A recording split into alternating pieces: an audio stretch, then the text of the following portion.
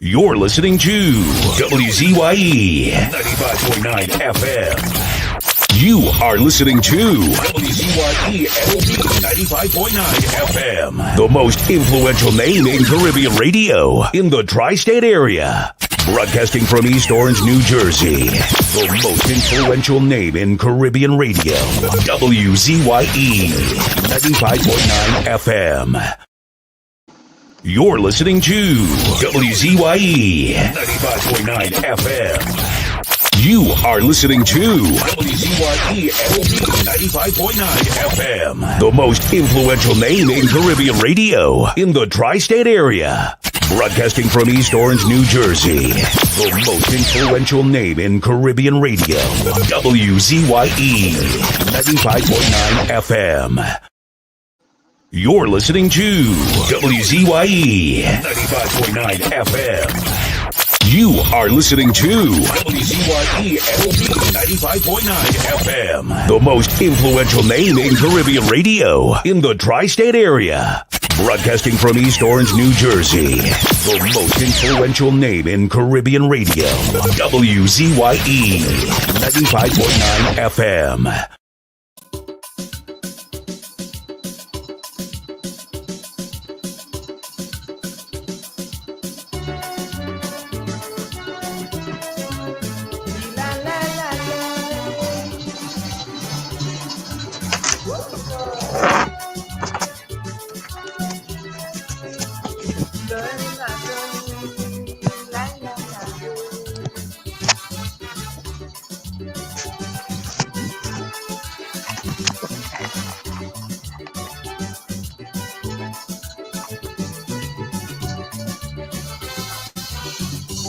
To study the whole universe.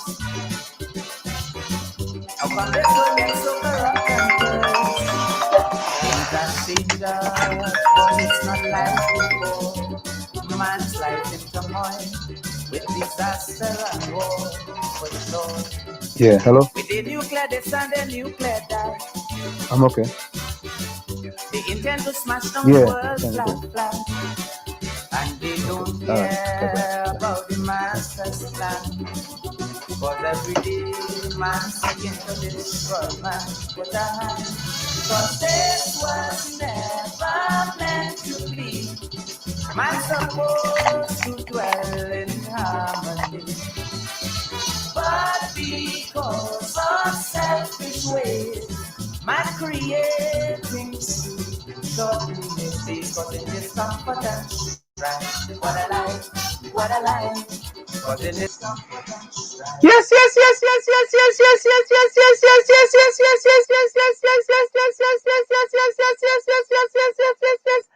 Let me say a special hello to all the WZYE 95 FM listeners. Of course, it's In the Village with the Dark Triplets on WZYE 95.9 FM. And we come to you every Tuesday, Thursday, and Saturday from 7 to 9 p.m. That's Tuesday, Thursday, and Saturday from 7 to 9 p.m. Let me add 1/3 of, so we have 2/3 of the Dark Triplets on WZYE 95.9 FM, no other than Diana, Waveney, Benskin, McDonald. You're gonna mess it up again. But hello. You're always switching it around. That's a different person. That's a different person. But you look spectacularly different tonight. Oh, thank you. But listen, you know why? Because I'm not a Trini tonight. I'm a Bajan tonight. I don't want to be a Trini. No.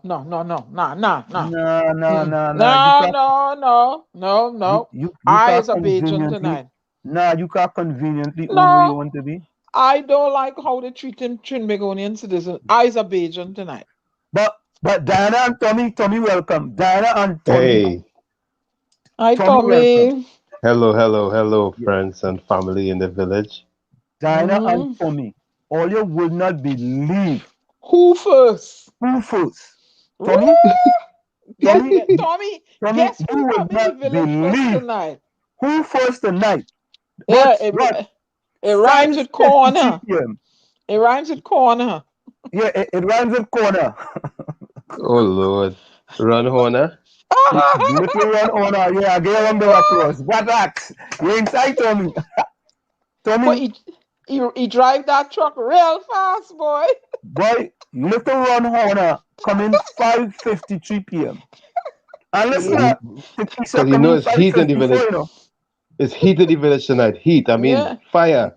he coming. But Gary Aboud already in the background waiting. And we bringing him. We wasting no time tonight because we have plenty thing tonight. Rose, welcome.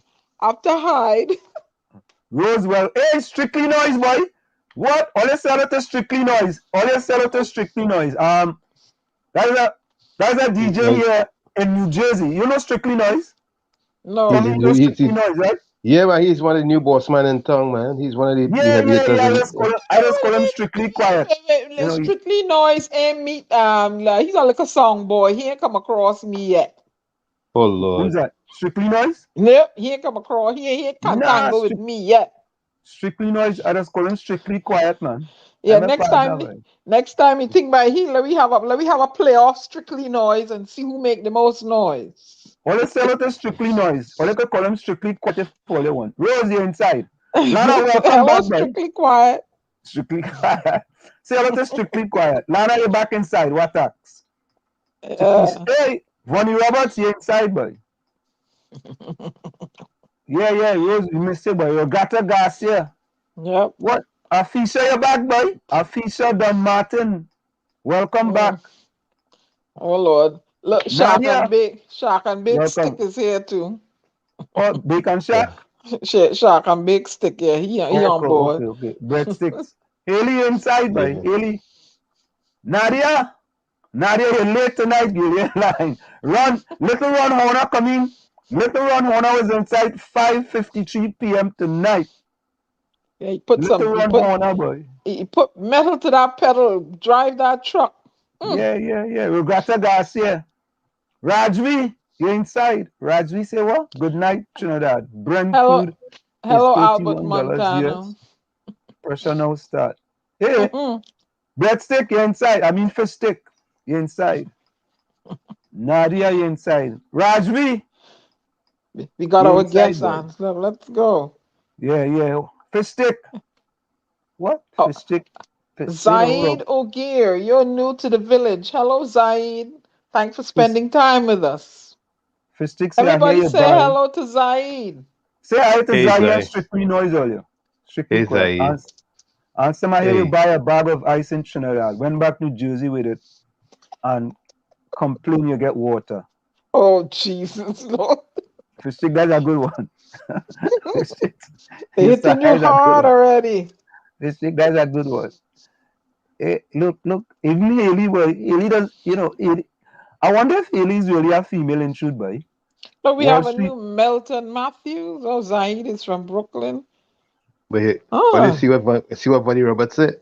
I'm going to take a cooking course. I want to know how to cook pigtail. Oh, curry stew, big barbecue. We're playing casino slots hour. What ring is that? I don't know. Let me bring in the first guest, Nadia, you're inside. Yeah, Ron only saying good night to Diana. Hello, Ron. Zaid, where you joining us from? Brooklyn, you're slow. Yeah. Albert Montana, you're inside. We also Albert. Well, let me bring in our first guest, man. We don't waste no time. All right. I think Gary ready yet. Gary, ready for you now? All right. Let me bring in Gary Aboud here. We're going fast and furious tonight. Hi, Mr. Aboud. How are you? Gary, how you going, boss? Well, Gary, know I'm calling Mr. Aboud because I messed with him today. How you going? Gary? On me. Gary? I'm here. We hearing you. On mute. No, he's on mute. I'm still on mute? No. You're good. You're good. Are you hearing us loud and clear? Loud and clear, brother. Loud and clear. All right, so we have Diana in the village with us tonight. Gary's going to join us shortly. And we also have good. Karen joined us already, boy. Karen very, very early, boy. Karen, we see you, okay, Karen? We see you. Yeah, just be patient with us, Karen. So Gary, we wanted to get a business perspective with respect to the budget. When we in the village, we like to get a diverse perspective with respect to the budget. I mean, and I have a question that applies to jobs in Trinidad and Tobago and many things. In your view, do you believe this budget addressed three main concerns of inflation, welfare, and jobs in Trinidad and Tobago?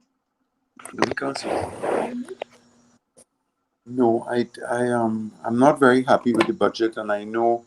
But firstly, is that Daren Teshiera Nunez on the other line?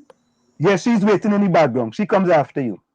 Well, she's a lot smarter than I am when it comes to measurement of economics and models. But with the greatest respect to Karen and to your audience, I never considered myself as a representative of business.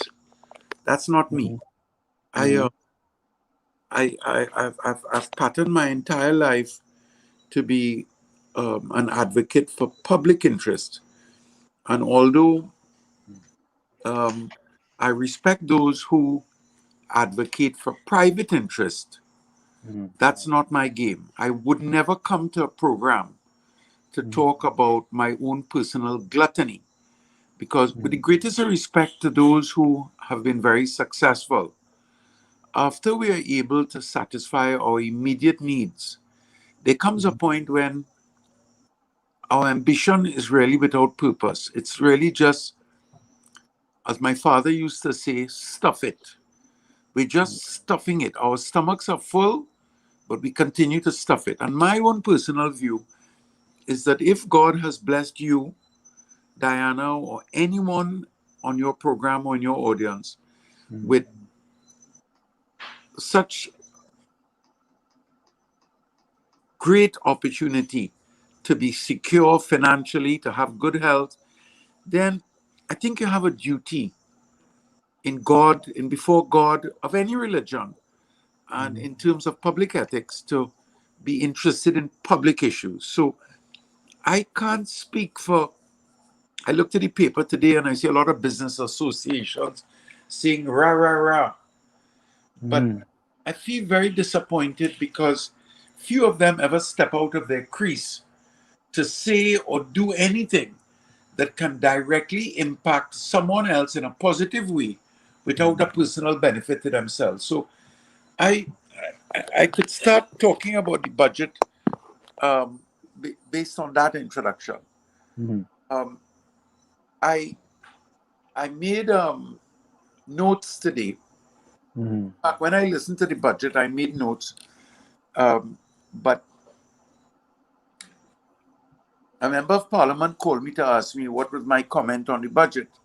So I went through the notes, and at the end of it, I realized that I spoke to her for 40 minutes.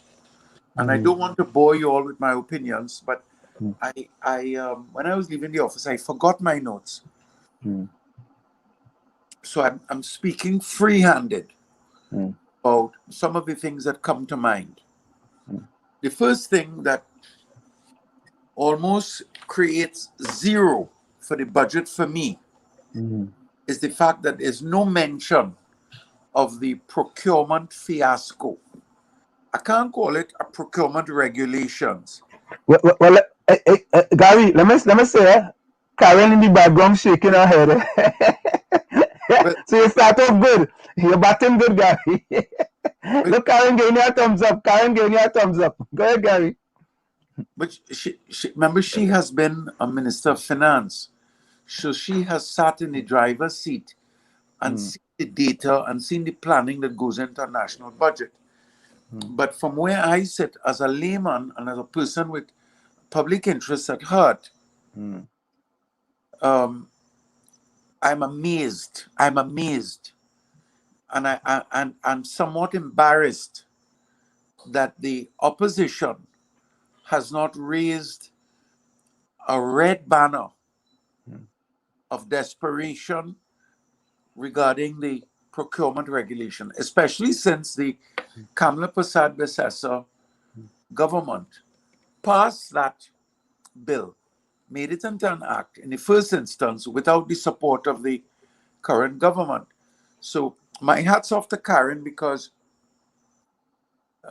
she has stood independently on this issue in particular and in favor of the public interest. So I am in a state of almost everything that was said in the budget comes to naught without proper procurement monitoring and regulation. So when they talk about building highways and they talk about privatization of the port of Port of Spain, and we are aware that the maritime law is before Parliament, in which they're creating a special maritime authority would have the authority to privatize any and all ports. I'm not against the idea of privatization. In some countries and in some instances, done properly, it can work for the benefit of developing nations. But what I have a problem with is secret privatization with friends and family, party financiers and supporters, in which the terms and conditions lock out the national population. So there are a lot of beautiful things in the budget that on the surface, they sound really glossy and lovely. But every year we've had beautiful budgets. And if some university professor would find it within their stead to do to have one of their doctoral dissertation students do an examination of what percentage or what value is the budget to a national economy, if year after year, decade after decade, large promises are made and never fulfilled. So that's my first point, is about the procurement. The second, so Gary, let me do something, right? Gary, let me bring Karen in. This wasn't scheduled, right? Let me bring Karen. Hold on a minute, Gary. Let me bring Karen in. Yes, you seem to have looked at what I was going to say, Gary. Because I actually wrote an article that's coming out tomorrow for Anthony Wilson, which was too long, but the focus was exactly on that. And for your listenership, what Gary has not said, because of course we know it so well, he's spoken about it and I have spoken about it. What has happened is that the intention between the Procurement Act was that if the government were to enter into any contracts with other government or with another entity, private entity in Trinidad or a private entity abroad, that the intention was the 2015 Act legislation, which was the PNM, if you will make you happy. It was a green paper from the People's National Movement, but it became law under the UNC, that they would be subject to the Office of the Regulator. Now, what does that mean? See, before you had the Central Tennis Board, but they only got involved with the tendering. When you have the Office of the Regulator, every contract entered into, it has to pass muster and it has to have its oversight from design stage. So you can't give him a contract that has not been completed, because that's where they put on the change orders and increase the cost. Then at the implementation stage, he has oversight. So at the end of the day, you cannot have what has happened in this country. And this is what hurts me, and exactly what Gary said. He's not against public-private partnerships. I'm not against it either. It is a good idea, but the problem is that the way it is being done. So, for example, so you think that, okay, what am I talking about? I'll give you an example, and I may be hurtful to your listeners who may not willing to look at it from a national interest point of view. But I've never been given a pre-action protocol letter, because it happens to be the truth. The Prime Minister, I think it was in 2020, appointed himself Minister of Housing and moved the then Minister of Housing, Mitchell, into tourism. He stayed there for about 7 months. During that 7-month period, the HSE entered into a memorandum of understanding, a framework agreement. Well, this was all done. No one knew about it. They had a big signing a year later at Hyatt. Well, the JCC, I suppose, they pushed for the freedom of information. Bottom line was that when the terms and conditions of that contract were discovered, and it had to be scuttled, it was an embarrassment to the Prime Minister. And he had to, I don't know if they enforced the penalty clause. and it was an embarrassment. 5,500 houses. Now, had that not, if we had a regulator, that contract could never have happened. There are many other examples. This other idea of public-private partnership, which will NH, and I'm not speaking because I could go back to there was that construction commission where the commissioner asked the prime minister, who was an opposition, if he and Emile Elias were good friends, yes, and that he had helped him in his contract to in his attempt to become leader of the opposition. He had to agree. Well, if you look back at that, the AGC had and at that time the minister at the time, who's now your prime minister, was Minister of Housing, and HEC came under his portfolio. The commissioner asked several times, why was the land that was valued by HEC at 11 million sold to NH for 22 million? More recently, the Rosewood Gardens with the public-private partnership. The land was government land, and NH was awarded the contract to build the housing, HEC housing, in 2015. He said, and it was in the papers, 145 million, and by 2018, well, guess what? 2018 came, and he went for $190 million and more. So you have to understand what Gary is saying to you and what I know, because I was in government and I understand it. People understand things where you talk about property tax because it's coming right out of their pocket, but they don't understand that what they're allowing is for the government, because that is not only Trinidad and Tobago. If you read an OECD, anything, they would say the greatest opportunity for corruption and bribery is government contracts. So that the government can enter into contracts that we do not see. There's nobody overlooking those contracts on our behalf, and very well be an opportunity for those at the higher echelons in this society to become richer by good means and foul means, and that something has to be wrong. So as Gary has said, and I wrote about it today, I don't want to hear about anything else. I want to hear about what you're doing about that procurement legislation, which was supposed to be about accountability, transparency, and value for money. And he took all of that and gutted it out of the legislation by taking out the provision that says that those contracts must be overseen by the independent office of the regulator. That is what this government has done. So let me go to Gary. Gary, I want to say this, and Karen, I'm going to come back to you, right? And I'm going to give the same question. So Gary, some people may say that, and Karen, I have you in the background, but you can hear the same question. Some people may say that the reason why Gary, you and Karen are looking at a budget from that perspective is that maybe you have sour grapes with this current party in power, this current administration, that you guys have sour grapes. How do you guys address that? Karen laughing.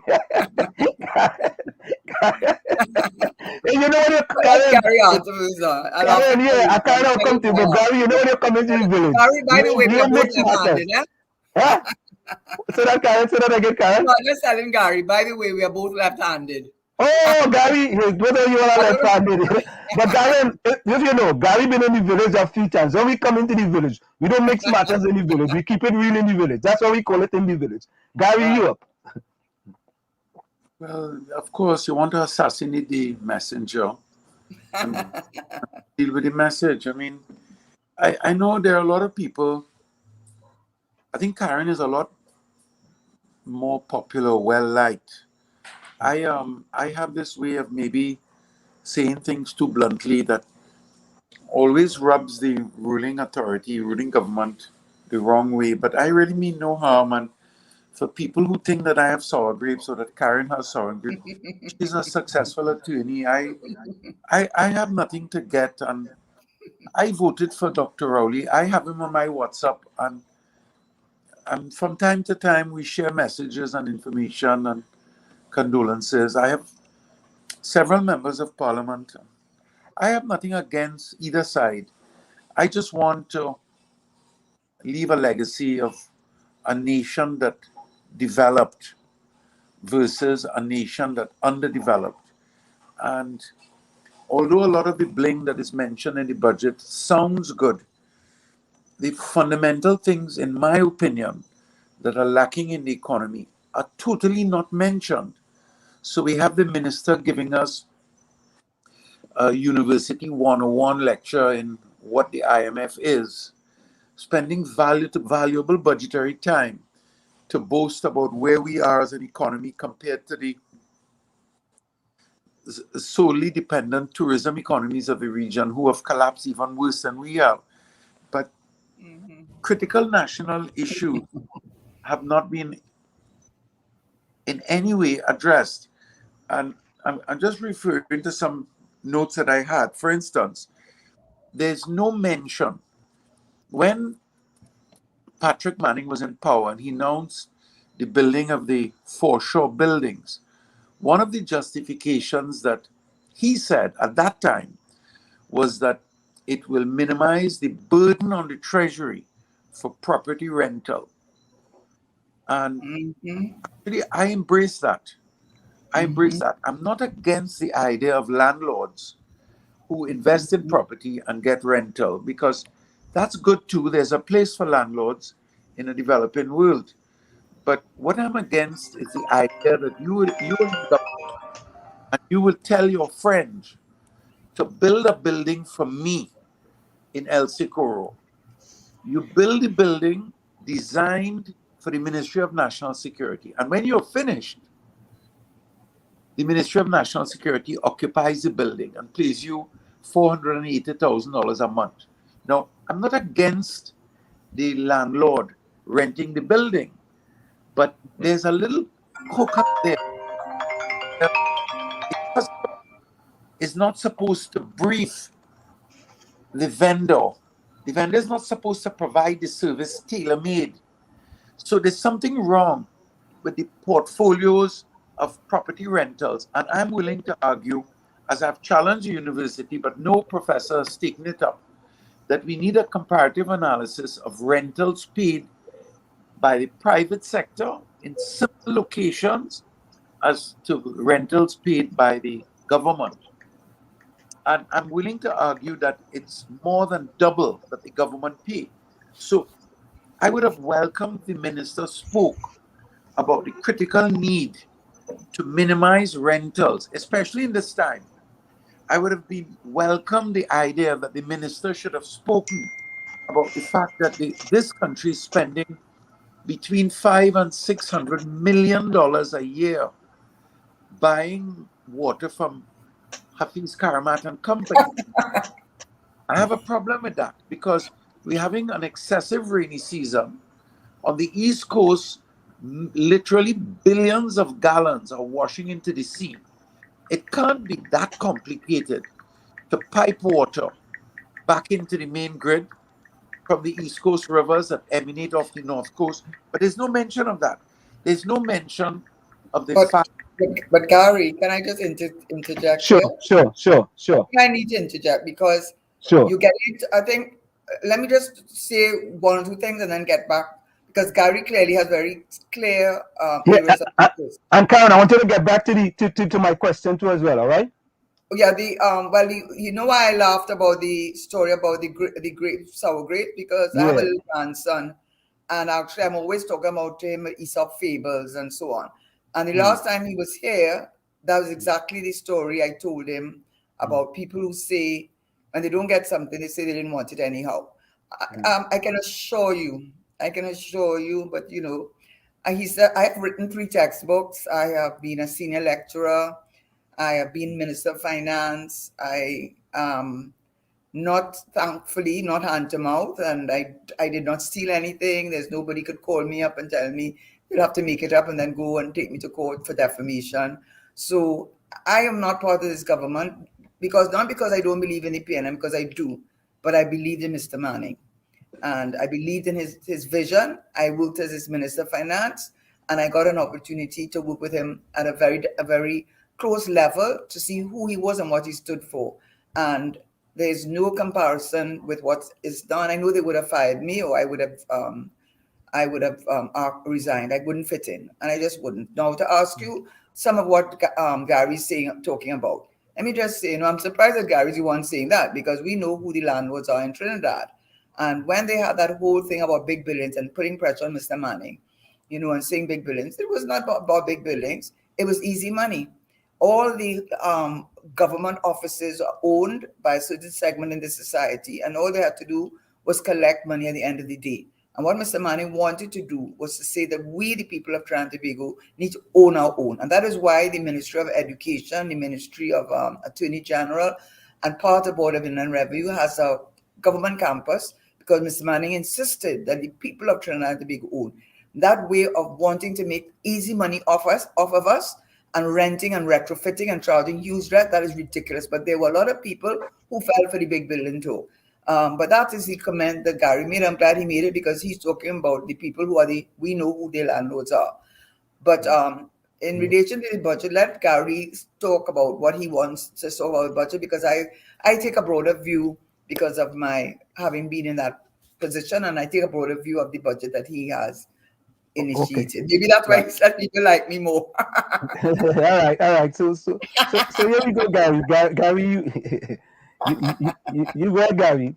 I mean, he was a simple guy, but he did become very successful, especially in his later years when his sons joined him, myself and my brother Gregory. I have two other brothers as well, four of us. And I have no shame in saying that my dad built up a very successful enterprise in which he had a rental portfolio of 3 buildings to our government.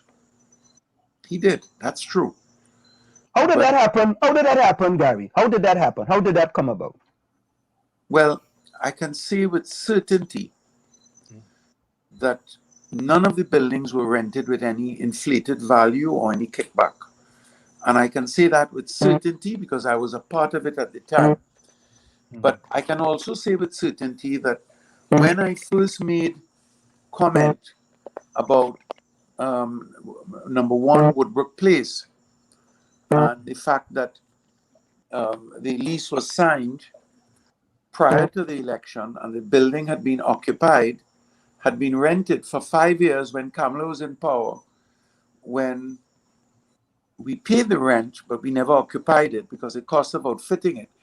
And when the Rowley government came in, I had written about it and written to Dr. Rowley and to the Attorney General and to the Minister of Planning about it. Within 2 months, 2 of the 3 properties that my father's estate rented to the government were given back.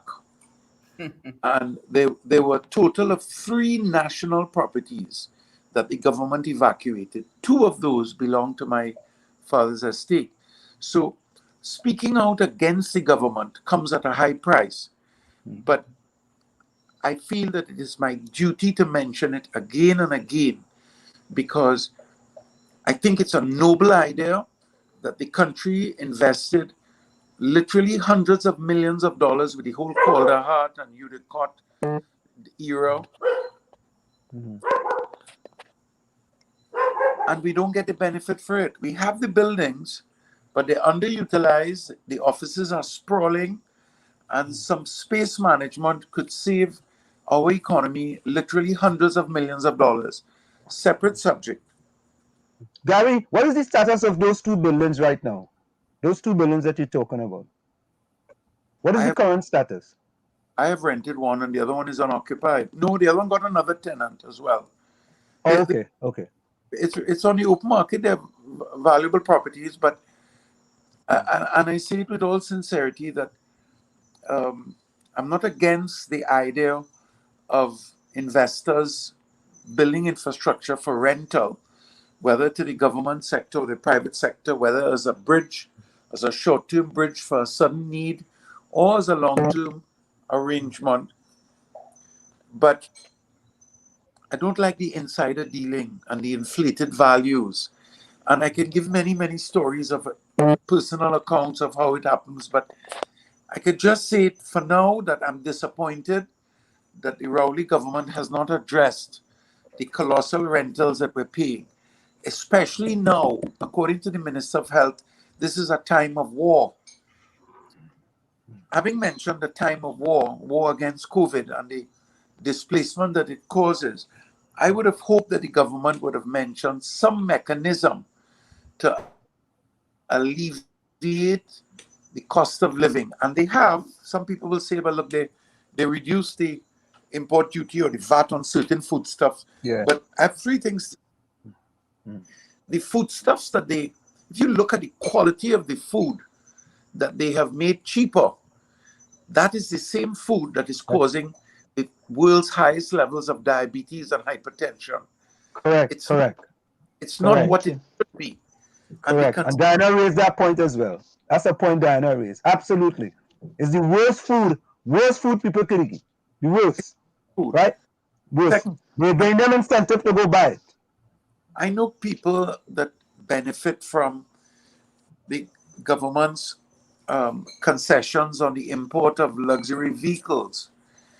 And I'm not against them for enjoying certain benefits, but I subscribe, and I have subscribed at great cost to my relationships with people who are very important to me, to the idea that there should be a cap. If a minister is allowed to import a vehicle duty-free, then a minister's allowance should be less than a prime minister or president, should be less than a permanent secretary or an advisor or consultant. But there's a whole string of people that are currently enjoying carte blanche, tax-free and duty-free imports on all types of luxury goods. And with no disrespect to them, because some of them I love dearly, I think it's vulgar and an evil abuse that it should be free-handed. Perhaps, I mean, I love a new car, but the average lifespan of a car that I have is 15 years. You don't buy a new car, tax-free and duty-free, and sell it at a colossal profit 2 years later and buy two more. So instead of addressing this type of issue, which is costing this country, in my respectful view, almost as much as $500 million a year in all these luxury purchases. This is a time of belt tightening. So my opinion is that the government should consider a cap on the tax-free allowance on vehicles. Perhaps a person should be allowed $100,000 or $200,000 tax-free benefits on a vehicle, and it should be for the reasonable lifespan of a new vehicle. And that is not 2 years. That is not 10 years. So let me bring back in Karen here. Karen, Karen, I know you had spoke about, did you want to add anything to what Gary had said? Well, I think Gary has specific, and they are important areas of discussion. So that in terms of the budget, I think I would want to take a broader look at it. I would just say this with regard to the housing. He knows who the landlords are. And the point was, they mounted because I remembered I was in government then, and they mounted a concerted campaign through the media, through the newspapers, to make it seem as though Patrick Manning was building big buildings at the expense of education, and so many people were enjoying great education, etc. The point was they were protecting their interests. So it's one thing to say that you're going to build a building to meet a specific need. It's another thing to say that you're sitting down there and you definitely do not want the government to own its own patrimony, because it's easy money for you to make to charge the people of Trinidad and Tobago to rent a building. So that has troubled me a lot, and that's part of it. But that is, we could go on and on about that. But I mean, if we're talking about the budget, I take a very broader look at it, and I don't know if you want me to begin. No. Yeah, that's why we have you, Karen. I don't want Gary, who's very passionate and certainly expresses his views. But I will say that from my point of view, as having been in government, it seems to me that the Minister of Finance and the government has made the decision that they are going to put all their eggs in the energy basket. Now, it's not really as it may seem irresponsible at first sight, because of the volatility of the energy prices, where you see it going at these huge highs and lows. But the warnings that we've been given for the last few years about the Paris Accord and the whole global climate change, the reality is this, that the five largest importers of natural gas, because natural gas is the cleanest of all the fossil fuels, China, India, United States, Canada, and the UK. And even someone I was speaking to them today, who was a former Minister of Energy, says even Germany had to start importing natural gas. My point being that natural gas is here for quite a long time, and there have been significant fines. We won't go into Matapal, I could Cassia compressor, there are Leclerc, there are a whole set of natural gas fines that it is clear that the government is looking to maximize the natural gas, not only in LNG, but down in the downstream industry. Because the person I'm speaking to today, who was, as I said, a former Minister of Energy, said to me, you know what the price of ammonia is now? $600. Just the other day it was $200. Because what happened was the recovery from COVID-19 was faster than people expected. Another thing was the drawdown on inventories had been significant because it was a hotter summer than usually have in the United States. In addition, OPEC had agreed to reduce its supply of oil. But in the bottom line, to what I'm saying is this, is that we have not seen the back of natural gas. In fact, I was told that one of the reasons that Germany had to use the natural gas is because the wind energy did not live up to the expectations and they had to fall back on natural gas. So bottom line, the government focused nearly all its energies on, which is a play on words, on the energy sector. And I will say that the minister took a conservative and I agreed with the pricing that he took, because in the past he's been a little bit overly confident. He has put the price, I think, at I think it was $65 or $66. $65 and $3.75 and $3.75 respectively. The price of oil has been going 70, 71, $75. It's already been going there. But more importantly, we are a natural gas producing economy, not oil. Because remember, Petrotrin, that's the thing, they didn't even say a word about Petrotrin. So let us understand that I don't believe that refinery is reopening. The cost to reopen it is too much, because so I don't think that's on the cards. But they are still in the exploration of oil, develop that, and natural gas. And they took a very good conservative position with natural gas, which is trading at $5, $6 in some places, depending on areas. As I was told by a former Minister of Energy, some parts of Asia, $34. And we supply our natural gas to Asia, to China. So I don't think, I think that's one of the reasons why the emphasis was put on natural gas. My concern was, which I already spoke about in a very passionate way, is the public-private partnerships, which the Procurement Act is going to facilitate, and that allows for a lot of corruption. And it hurts me terribly to see that, and that we don't understand the implications of that. What has also affected me is the gambling legislation. We know that gambling is an opportunity for organized crime and money laundering, and the version of the gambling legislation, which Mr. Manning was against, when I was in government, we were closing it down, because he understood that was the opportunity for organized crime and for money laundering. In any event, they've decided they're going with a commission. But what is very noteworthy, that it's gone from a special majority to a simple majority. What do they do? They can continue operating as is until the commission is set up. Don't hold your breath. You're on your own. That has got to happen soon. But more importantly, you cannot enter into a casino if the person refuses to entry. And the only way you can enter into that casino is if you get a warrant from a magistrate. So you know what that means. The whole idea of surprise and so on. And they're very happy. The gambling casino operators, who we know who they are, the rich and powerful and connected. So this, in my view, this is what I really am saying, is that looking at it from the perception of who are the real beneficiaries of this budget, and it is those persons at the top of the table, and they will continue to be, because of the kind of laws that we have. And you know what saddens me? What saddens me is this, and sorry that I have to bring it down to this level, but what saddens me is that you have people at the very lower end, is give them the crumbs. Like Marie Antoinette, let them eat cake.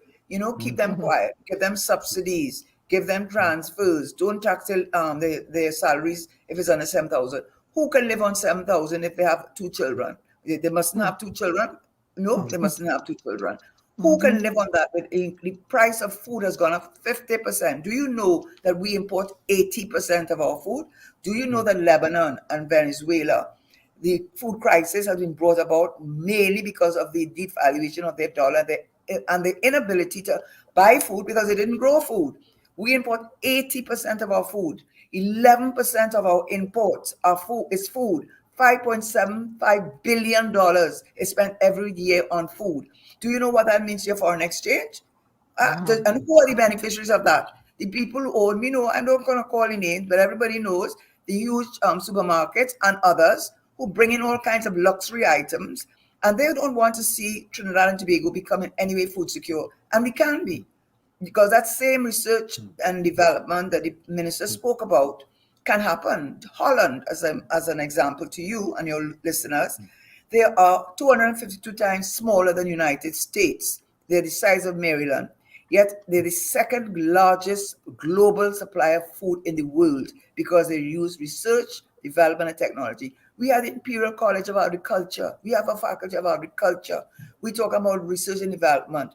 But they don't want that because they want the status quo to remain as it is, because that's how they're making their nice money, through rentals. And they must take the rentals, the contracts that we don't see, and the food that they keep on importing. Whereas the poor man will stay right down at the bottom and say, thank you, Jesus. You see, that's a problem with people who support sometimes the PNM, Thank you, Jesus. You see how the Prime Minister gave me this?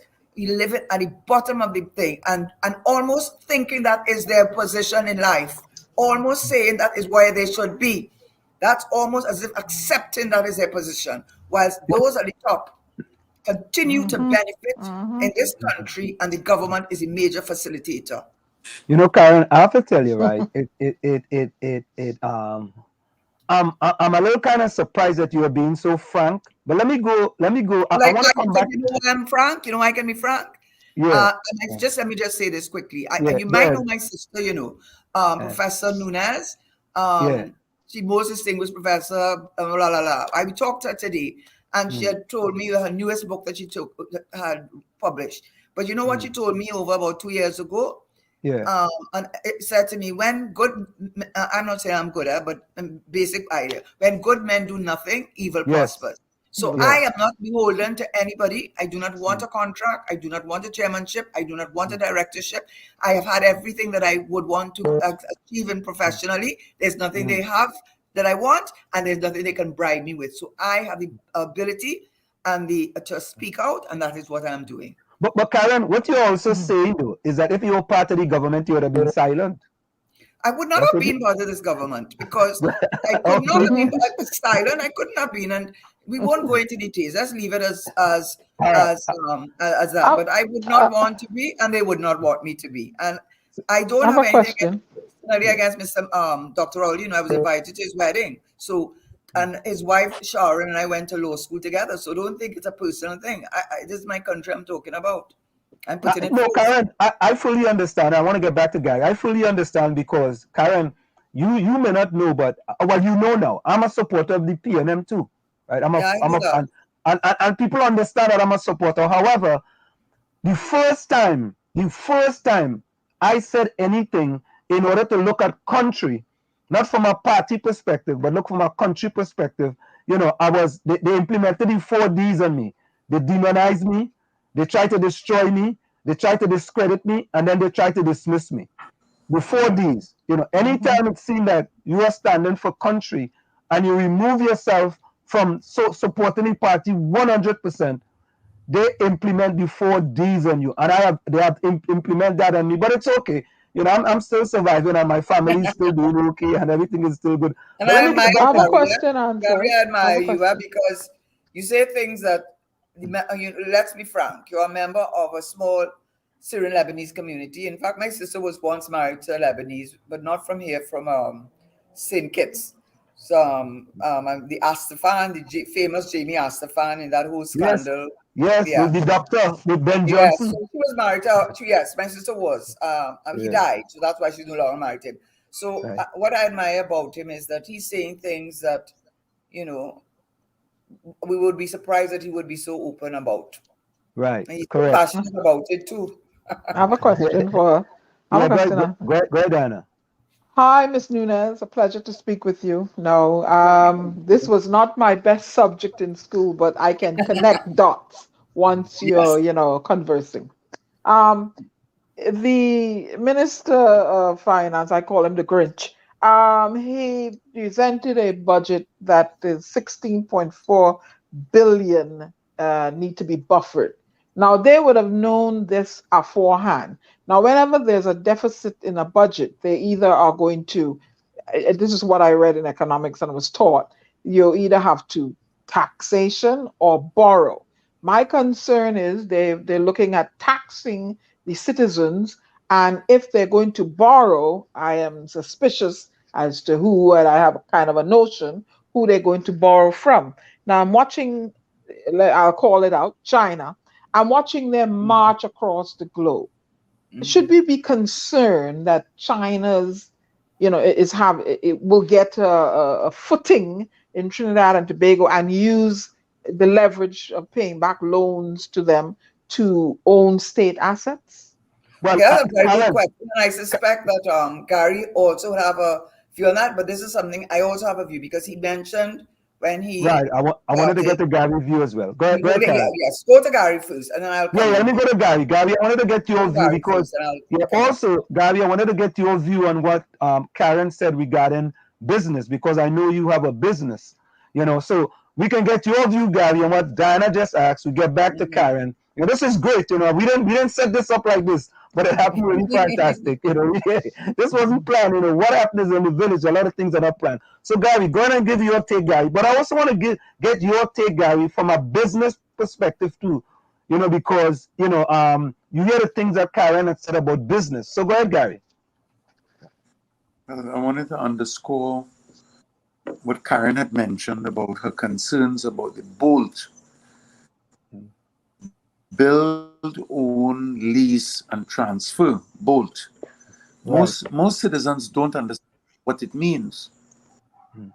And they don't understand what Karen had said about the opportunities for insider dealing when you have these types of arrangements.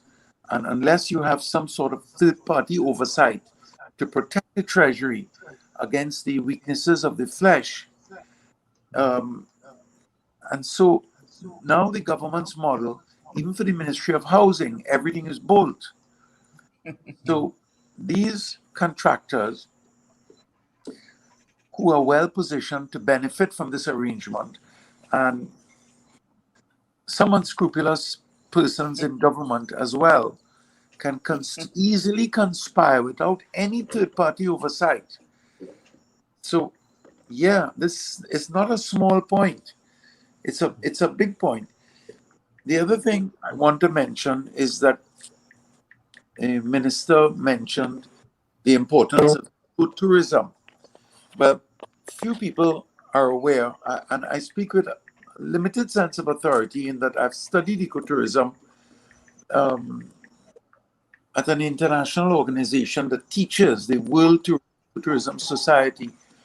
And of all of the countries on the planet, Trinidad and Tobago at one time had the potential to outperform even Brazil, Costa Rica, and even the Philippines in terms of our biodiversity, because the ecotourist wants to experience species. They collect items. So I've seen it. They want to see it once. And few people know that Trinidad and Tobago, because of its very small size and because of the extreme biodiversity, we have more bromeliads and orchids than Brazil. We have more butterflies and amphibians. It goes on and on. In the new world, this from Chile to Alaska, there are 2 vampire bats only. Both of them live here.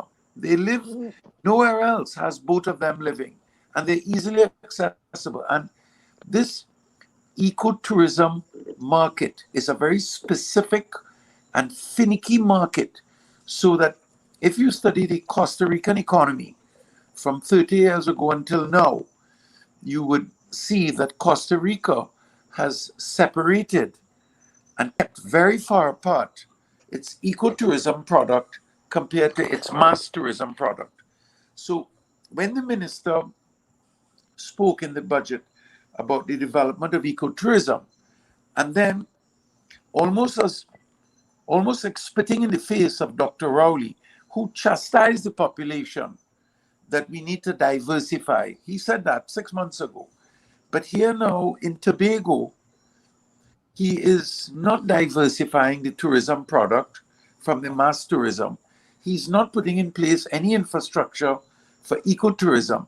Instead, he's giving Aboud and Rahal to build a $500 million. He's giving individuals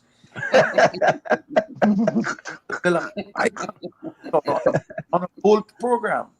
No, I'm not against it, but he's doing it on a side. You better not be, as they start inviting you home, He's doing it in an area that is famous globally for its ecotourism, its marine ecotourism. He's doing it contrary to the fact that he announced 6 major hotels, superior hotels, which he claims the two parties I just mentioned have an experience in building hotels. They've never built a hotel. He talked about Prestige, 152-room hotel in Piarco. He talked about a Marriott, a Carlton. But there's no provision for community-based, locally owned ecotourism. And the benefits of ecotourism economically is that the wealth stays here. So that's a concern. So Gary, hold that thought a minute. We got to go for a quick station identification. So Karen and Gary, this is a fantabulous conversation. We want you guys to stick and stay. Don't go nowhere. It's Individuals with the Dark Triplets and WZYE 95.9. I want to answer the question of Dan. No.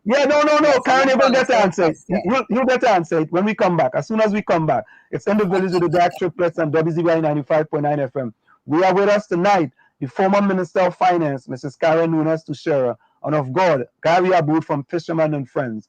We're gonna take a short station identification and we'll be right back. You're listening to WZYE 95.9 FM.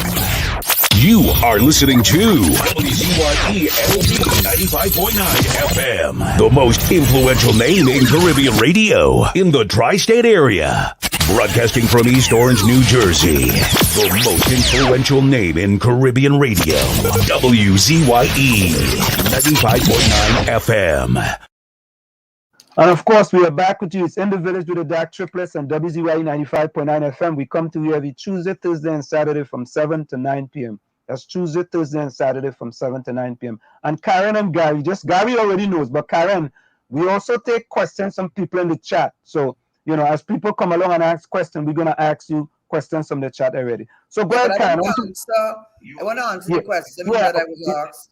Address that question. Go ahead. Yes. Why? And that's something that the Minister of Finance. No, let me just say, I'm not about beating up on the Minister of Finance. There were some good things. Gary may have a different point of view. I understand why they would put a lot of focus on the energy sector. I also think that they do have a commitment to digitalization because they did make some definitive commitments to that. We'll see next year if it really comes into fruition. So I have to give them that. And also, I think with regard to the collection of taxes, I know they did it the last time they had a tax amnesty and it was successful, where they brought in people on contract to work in the Board of Inland Revenue, and that way it was very successful in getting people who had not paid taxes to pay taxes. And he intends to do that again with 100 people who are either accountants or new graduates. So I just don't want to come across as, you might say the sour grapes. To answer the question on the IMF though, why the Belt to Road initiative of the Chinese government? What the difficulty with this, and this is what has been written, is that they are an infrastructural company. they're not they're not developmental. In other words, they're not an IDB, they're not an IMF, they're not a World Bank. So in other words, they do not do feasibility studies, they don't do sustainability studies, which is why many people have said that they're building an airport in Tobago to accommodate 3 million tourists when on average 20,000 visitors have been coming to Tobago. What's the point of that? A lot of waste of money. So the IMF, they don't want the IMF because if you had the IMF or you had the World Bank or you had the IDB as a loan facilitator, what they would not allow is what we have now with the procurement legislation. What they would not allow is that version of the gambling legislation. What they would insist on is structural, the government to restructure the way it does business. What the government does not want to have is anyone telling them, getting involved in whatever plans they have. And the Chinese government and its Road to Belt initiative has been very persuasive and helpful to the government in going ahead with projects without having to answer to anyone. They don't want the IDB in their business. And the IMF, he knows better than what the minister said yesterday. He knows that the IMF is not the IMF of yesterday. They have very different plans, and we do not have an effective opposition. We do not have an effective opposition. And people feel a sense of hopelessness. So we want some third party, some other thing to come into the country and get things right. Because the way things are going, they're running down our foreign exchange reserves. They are. I mean, it's a fact, whether you like it or not, it's a fact. Even before the COVID from 2016, the negative growth, fiscal deficits from before we had even heard of COVID-19. So the government, is wrong to come to try to convince us that COVID is a problem. Yes, COVID exacerbated it, but they also got 500 million US, either in grants or soft loans, as many countries did to help them weather the COVID-19 situation. So I can't take the hard position that Gary has taken. I really feel strongly about the procurement because I know that's an opportunity for people to enter into corrupt practices and to foster. It's not right for the country. I also take exception that the government is really not looking out for the small, medium, and macro enterprise. A small enterprise is 25 up to 25 people and a business that makes $5 million annually, and a medium one is up to 50 employees and a take of 10 million annually. What about the micro? What about the mom and pops? It's almost like if you're relegating people to the bottom and no way out. And on the issue of food, why is this government granting so many licenses to these foreign? There are 60 KFCs in this country, and we know who owns them. There's Domino's Pizza, there's Pizza Hut. You name any pizza branch, it's all in this country. And the point is, I am making in regard to that, you are using up my foreign exchange to bring in these guns. You are adding to the non-communicable disease, which is a major thing, diabetes, heart problems, which is what the health sector has to deal with. But more importantly, you have to pay the franchise holders back in US dollars, and then you pay the little boy from Laventille or wherever he come from, 6-7 minimum wage, can't afford to feed himself while you continue to live off the land. And this government has allowed. Why do we have a Starbucks in this country when we have a local coffee brand called Rituals? What is Starbucks doing? Is earlier you tell me to tighten my belt, and when I go in the bank, you tell me I can't get $200. But there are certain people in this country can open up how many Starbucks, how many what's the sandwich thing, Subways. Why are these brands in this country using up my foreign exchange and paying people, your people and my people, 6,000-7,000 minimum wage? So they can't underemployed. And this is what this government is facilitating. And this is what hurts me. This is the digitalization, I support it. The fact that they put a lot of emphasis on energy, I support it. And the minister does not care one hoot about tourism. He talked, there's no tourism he didn't mention. He said health, he said maritime, he said eco, he said event. He didn't care about tourism. You could tell if they say serious about it by the allegation. I could tell you as being a former minister of finance. And they talk about the agriculture. Why they want to stop the food import? People who own these groceries and these big businesses are going to suffer. right? Why don't you give a small man an opportunity through the Ministry of Agriculture to provide these places with food? They're already doing it, but on a larger scale. Bring up a level of entrepreneurs, but you're not doing that. You're keeping them down at the bottom and you're keeping those at the top. And that, to me, I don't have any reason to take this position, you know. I'm not saying I am wealthy, but I'm certainly not hand to mouth. So I don't have to go cap a begging to them. I don't have to go, please give me a job, which is why I could talk. Well, Karen, I tell you, this is really fantastic. And let me bring back in Gary here, and then we. Can I talk so frankly? No, Karen, I never know that you would actually speak so frankly, because I haven't heard you speak this frankly, to be honest with you. And I think Well, you know sometimes what in happened? Trinidad. I'm going to tell you something a little bit that I had a health scare last year. It was very serious. It was very, very, very, very serious. Yeah. And after that health scare, I think it put a lot of things in perspective for me. And I had a father that was a great inspiration to me in terms of his level of integrity and principle. He really was, really was. And I said to myself, Karen, do you want to leave this earth and not say, at least you could say, no one can say you did not say anything. No one could say you sat down in a corner and kept quiet. And at the end of the day, whether I make a difference or not, I have no control over that. But I can say that I am going to speak out. Well, thank you so much, Karen. Well, let's quickly go to Gary Aboud, and then we have Dr. Daren Conrad, who's already waiting for us in the background. Dr. Daren, we do see you in the background, and I know you're waiting patiently. So just bear with us for a little bit. Let's bring back in Gary here. Okay, well, because I know the program is well subscribed, I'm going to just make the point very brief. Yeah. Personally, I think it's vulgar that the government should announce projects for 2022 that at this point are not approved. It's immoral, it's unethical that they should announce the Toko port or the highway from Kumuto to Manzanilla because they do not have the EMA green light. It's like if you go to a girl to ask her for her hand in marriage. Mm-hmm. Her family or she tells you, I have to think about it. And then you go and you announce to the country, I'm getting married to that girl next year. It's wrong. So that's something I have a problem with. And the other thing is that it puts pressure on the person, on the EMA, to grant the approval, because here you have 9 or 11 contract employees without any job security who have to determine whether they grant the approval or not. But you, the almighty Minister of Finance, the second most powerful minister in the country, can come out and make a statement that this project is happening.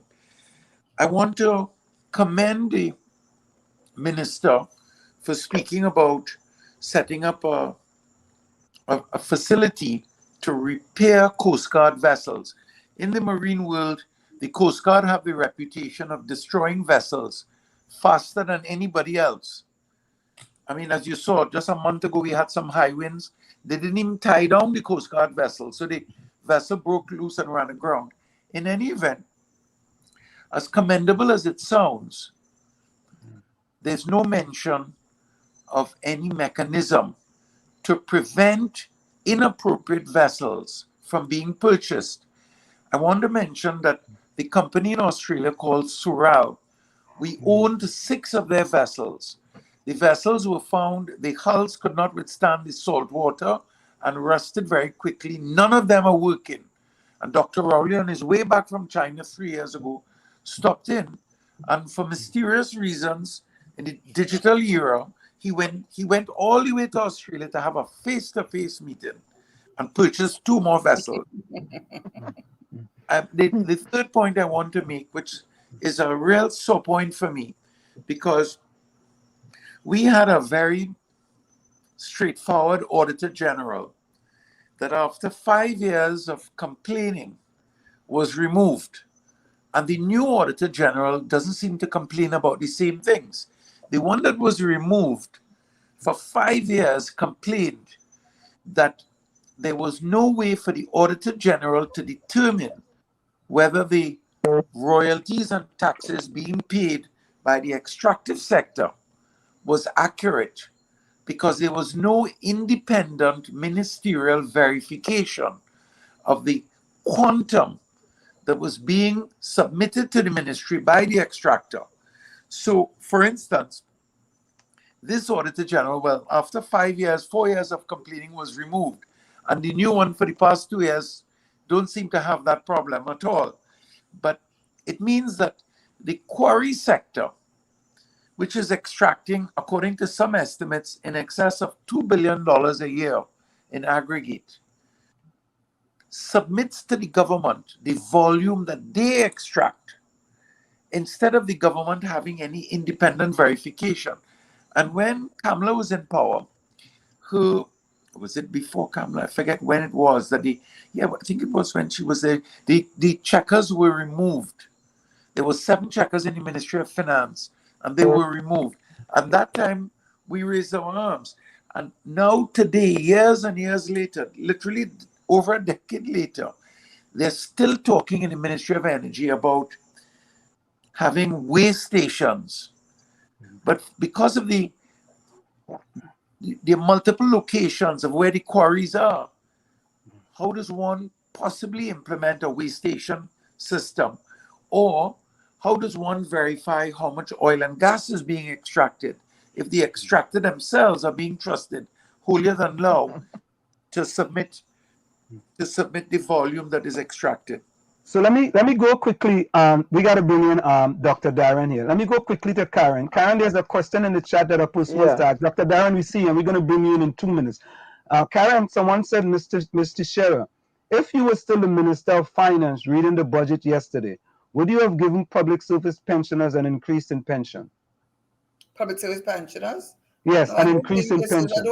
I don't think this is the time for that, because I don't know if the person speaking knows that one of the criticisms of many years, including when I was there, was too many transfers and subsidies. The pensioners in Trinidad and Tobago can use the buses free of charge. They can use the ferry service free of charge.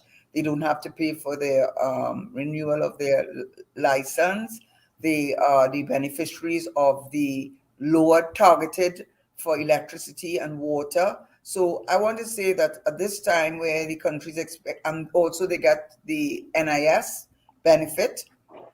My answer to you is no, not at this time. I think they enjoy a lot of benefits, and this is not the time to increase it. So and Karen, there are a few other questions in the chat, but I think we have to bring you back because someone wants to know, explain procurement, and I think it's going to take a little time in order to explain procurement. So we want to bring you back. But Karen, before you go, right?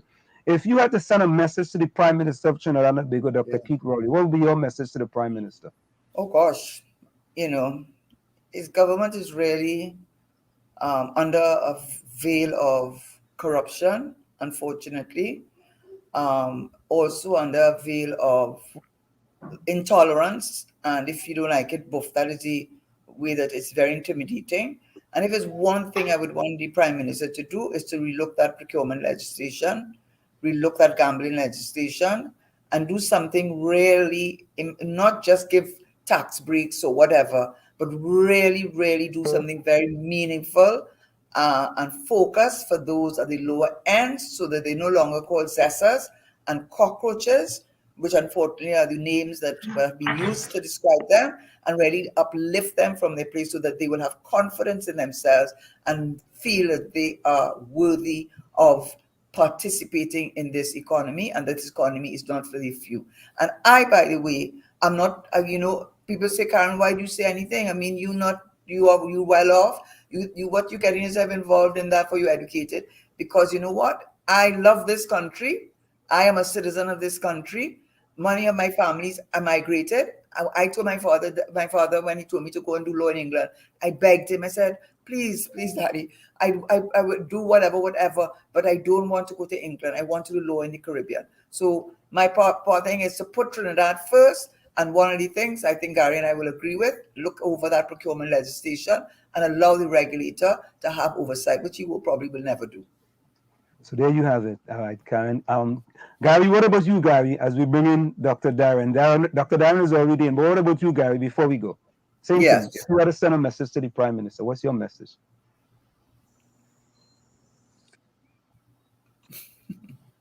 I commend the Minister of Finance and the Cabinet for coming up with the cushions that are meant for the upper middle and upper level, upper income earners. So there's a 50 million small and medium enterprise fund that the Minister of Finance will manage, and there are other mechanisms that they're putting in place. But I mirror Karen's statement that there's no mechanism for grassroots wealth, which is the foundation of the economy. So I have a small company, Karen, you might know, and we came up with an idea that we call it the YES program, so that the young entrepreneur subsidy program, the YES program. And I would have hoped that the government would have considered a subsidy similar to that, which is basically that if a young business of less than 2 years operations, so it's new, and it has a product that is locally produced using local raw material, and it's relatively labor intensive. So it can't be like a garment where the textile is imported, but it could be a chocolatier or a person type of exotic cassava bread or biscuit. If a person has an idea like that, we will pay 40% of the cost of any machine that they need. We will pay it without any expectation of reward or refund. And something like that, as small as it is, and it's so welcomed because you have all these small people who have never really had an opportunity or sufficient opportunity to have the support, to get something that could catapult them or incentivize them towards more efficiency, better production, quicker growth, something like that. Instead, what we have is a top-down approach where it has not been announced, and I'm still hopeful that it will be structured, where you have stakeholder participation in the administration and overseeing of the disbursement of these funds. So when they talk about 30 million for Tobago for agriculture, and they talk about 50 million for the Ministry of Agriculture, for the Ministry of Finance to promote small and medium businesses. But I'm hoping that the Prime Minister would see the wisdom in having stakeholder inclusion and participation as a mechanism and means of promoting honesty in the disbursement and management of the funds, as well as the empowerment of the stakeholders who the funds should be intended to benefit. And I'm hoping that there would be some reconsideration of the mechanisms or possible mechanisms to assist and promote the smallest of businesses that Karen is referring to, the smallest, most junior, most underfinanced businesses. So Gary, I want to say to you and Karen, I want to say thank you so very kindly for joining us. You know, I mean, it's the first time that you've been in the village, Karen, and we're definitely gonna have you back. We really appreciate both of you. Thank you so very kindly, have Gary. me back in the village again? Yeah, of course. What? We're bringing it back in the village, man. That's what we just do, you know. We just bring people back in the village. It's not one and done here, you know. It's not one and done. You know, we bring it back. I had a great time. I enjoyed it, and to the diaspora in United States, I have many members of my family who live in the United States. I actually have a brother who lives in New Jersey, and so I just say thank you so much for giving me the opportunity to reach out to my brothers and sisters in the Caribbean. I'm a Caribbean person. I taught at the law school and at the faculty of law, and I taught the laws of all the jurisdictions. I am Caribbean, and thank you so much for allowing me to participate. Thank you so much, Karen. Thank really you, appreciate Gary. that. Thank you, Gary. Really Thank appreciate it. All right. Take care. Take care. Professor. Okay. How are you? Is it okay if we call you Professor? Well, Daren. All right, Daren. So, Daren, we appreciate you taking the time and being patient with us. Sometimes when people come into the village, you know, the village is an open place where many different people come in and we express different ideas. And we were so happy that you were patient with us. So we really appreciate it. And thank you. Also, I am also, as you would see, I'm in the guest bedroom here because that's where the signal is best. Oh. Okay. Yeah, well, we do have with us. It's in the village with the dark triplets. We also have with us Diana. It's DAG. We call ourselves the dark triplets. DAG. Okay. D is Diana. Diana is considered to be the storm. I am Anselm. Anselm is considered to be Flash or Wall Street. We also have another gentleman by the name of Gary. He hasn't joined us yet. He's the G. And then we have another person who is called Tommy. Tommy is considered to be the name here in the village is the outside child, and the ladies in the chat call him the love child. So Darren, we want to thank you so much, for joining us. We really appreciate it. Yeah. So Darren, budget on Monday, Yes. and we know you are very experienced with the budget, right? Yes. So do you believe that this was a good budget, a positive budget for the people of Trinidad and Tobago? In my opinion, there were certain elements that I looked for. I looked for the budget to speak to transformation. I looked to the budget to speak to sort of diversification and stabilization, and it spoke to all of those elements. In my opinion, it was a very well delivered budget. But do you believe it covered three of the main concerns, that inflation, welfare, and jobs? Do you believe it covered? It did. It did. I think it covered those elements. I don't think that, to a large extent, the inflation issue is something beyond what the government can contain.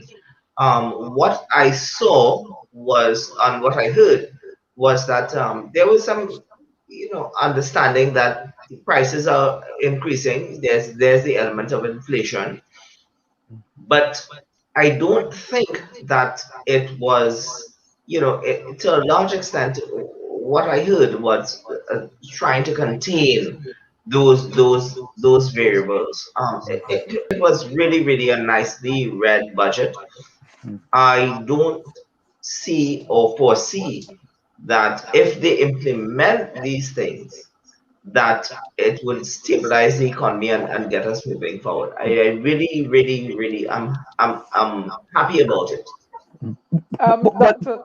Go ahead, Diana. Darren, throughout the COVID situation, persons have called upon us at WZYE for support, Right. assistance, etc., etc. We did what we had to do via whatever method, hampers, etc. Right. Don't you think that? I mean, maybe he used different lingo. I'm not sure. In the recovery effort, it has to be a recovery now. All right, this is just my opinion. You may disagree or agree. I'm just going to state my opinion. Survival, restoration, economic recovery, and building a new economy and past COVID, those things, how were they addressed? Survival, especially of what is going on now on the ground with the citizens who can't meet their financial obligations.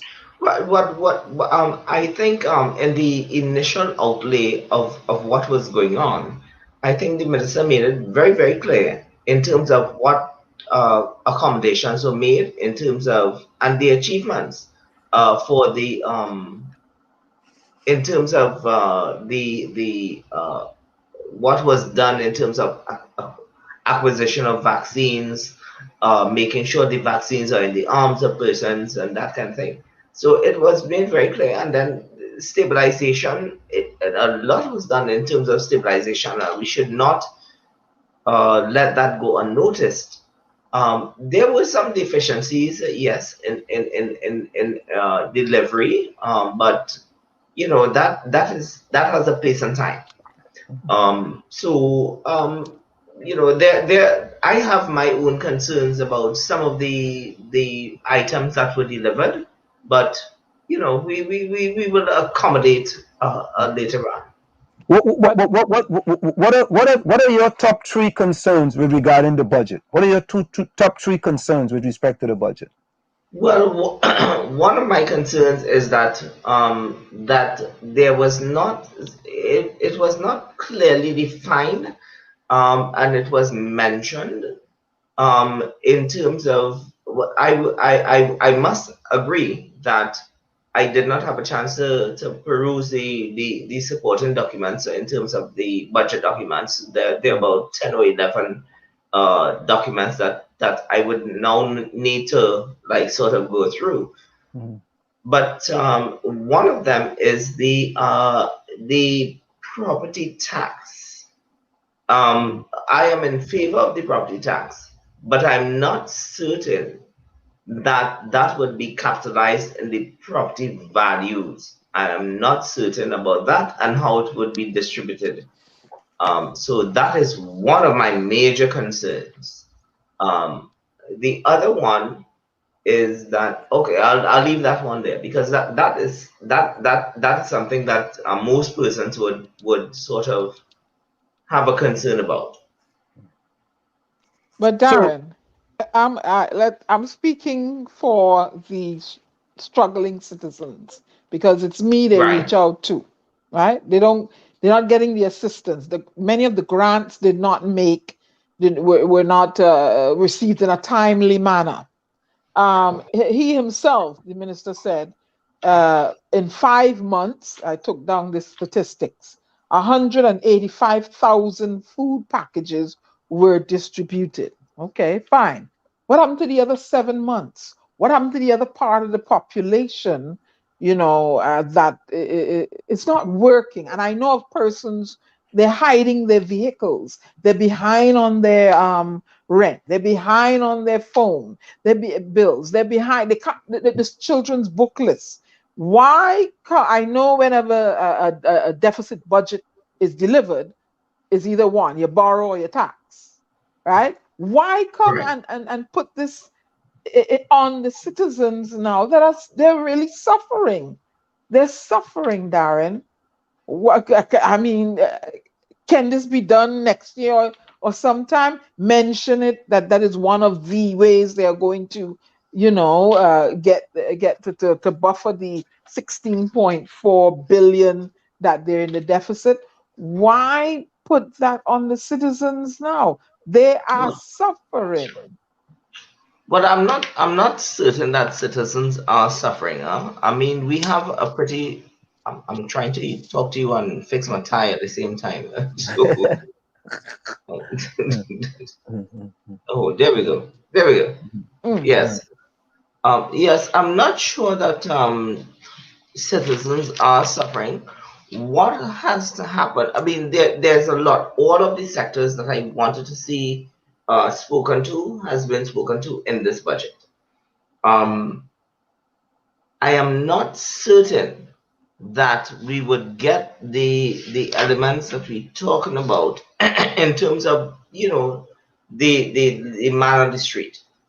That has a lot to do with what is going on in terms of price passing down the cost, which is what we're not seeing. So I am not certain. I think that the government has done quite a bit, but it now relies on the man on the street, so to speak, in terms of price cost passing on, in terms of what we'll do. But Darren, Yeah. we have already seen an increase in bread in Trinidad and Tobago. For example, kiss bread. Right. There's already been an increase in kiss bread, and I mean, there's a videos, floating around social media that someone went into a Massey, and most of the kiss bread are sitting there, and the other breads are being sold. In addition to that, somebody actually took out a stale kiss bread and match it up against a recent kiss bread, and there was a reduction in the size of the bread but there was an increase in the price. Mm-hmm. Right. Well, I let me tell you something. I'm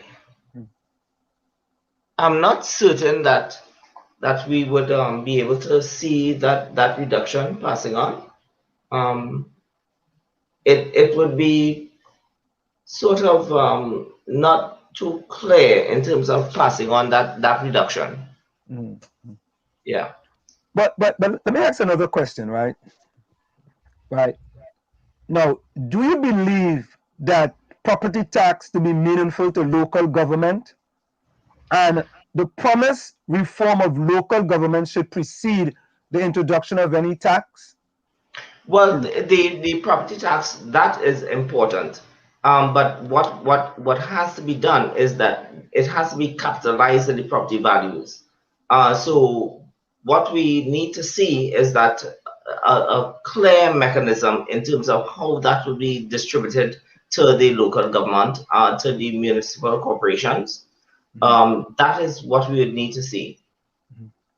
Yeah, but there's the question though, is that what are you going to do when you collect this tax, right? Is this tax going to go to the consolidated fund, or is it going to Well, go directly to the local governmental bodies? what was mentioned in the budget is that it was something that would be collected at the central government, but what it would be distributed to the municipal corporations. What we don't know is that the how and the formula for distribution to the municipal corporations. That is what we're not clear on. But Dan, doesn't it go into the consolidated fund first and then to be Yes, distributed? it does. It does, and there's a clear formula for distribution in that regard. But isn't that part of the problem though? That the government is deciding. For example, Dan, we live here in New Jersey, right? When they collect certain taxes where I live, right? My where I live, my community where I live, collect their taxes. And then they use those taxes for property tax, for example. And then they use those taxes for garbage. They use those taxes for the roads, the schools, and different things in the community. But to me, if you are taking a tax and the government is taking it and putting it into a consolidated fund to come back and give you, so I could collect $1 million and I could only give you 100,000, for example, and use the 900,000 to do something else. Right. That is fine. That is fine. It must go into a consolidated fund. No, but I'm saying that's not fine. I'm saying that's not fine. No, that is fine. That is fine. It must go into a consolidated fund. You're saying you agree with that? Yeah. I agree it must go into a consolidated fund, but it must now be redistributed to the municipal corporations. And that is what has to be done. So how do you ensure equitable? How do you ensure equitable distribution? Well, that is formulaic. So what do you mean? Based on a formula? Yes, that is very, very much formulaic. But Daren though, why allow someone else to decide what you're gonna get, rather than we who pay decides what we are gonna get? Because if I give you the opportunity to give me something, there's a great possibility you may hold back something to do something else. Okay. And agreed. But you must understand that is not how good economics works. No, but it works good for us here in the United States of America. It works absolutely fantastic. My roads are really nice. My garbage is being picked up. And there are a lot. The schools are good. The schools are great. They send kids to some of the best Ivy League schools. So this is a formula that already has been working. Why is Trinidad trying to reinvent the wheel? Where I live in Connecticut, the roads are good, schools are good. I can go to any hospital and get proper care because I pay my property tax. So it is managed, and we have good police service and stuff like that. Library. So why can't that money be? Why does it have to go into some sort of consolidated fund and pass through a whole heap of hands before it gets back to the consumer and let them fix their drains and fix their roads and the infrastructure and after school programs, which would help deter crime. You find something for them to do. So you see why we're saying it's a good thing for to go directly back to the conglomerate neighborhood in which who paid the taxes. Because what this presents is a formula for inequity and corruption. And corruption again. How is it going to the people want to know how do you think the fund is going to be managed? These monies that are collected.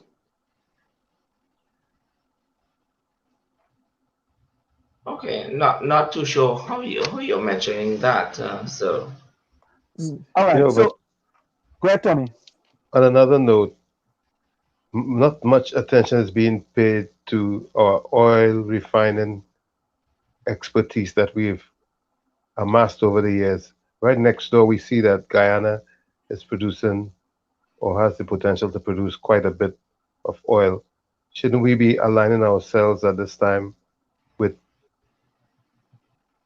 putting our refining skills back in place? What do you think, Daren? Oh, we lost him. Yeah, we lost him. I think his phone either died or something. But who's Tyler? Tyler? You don't even know who's Tyler? No. I see a Tyler in the background. Already gone. They disappeared. Yeah, I had a few more questions. My dog said, look, he take off the camera.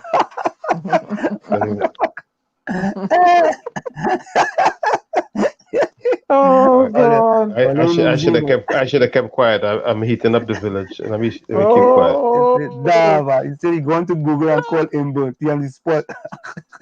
No, this is my dog, only wicked in the boy. My dog say he going to Google and call him because he on the spot, and he didn't stay quiet.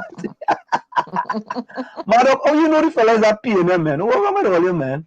I don't know what's wrong with them. I don't even know what the guy is, man. I don't even know. I mean, who cares if the guy's a PNM, man? He had questions. That's right. And he's a Trini. Yeah, asking him. And he's our guest. Swallowfield homie. Yeah. Swallowfield homie. Karen Rampersad, welcome. Hello, Swallowfield homie. Now that might be Wallowfield, man. I might be Wallowfield. Oh, that ain't Wallowfield.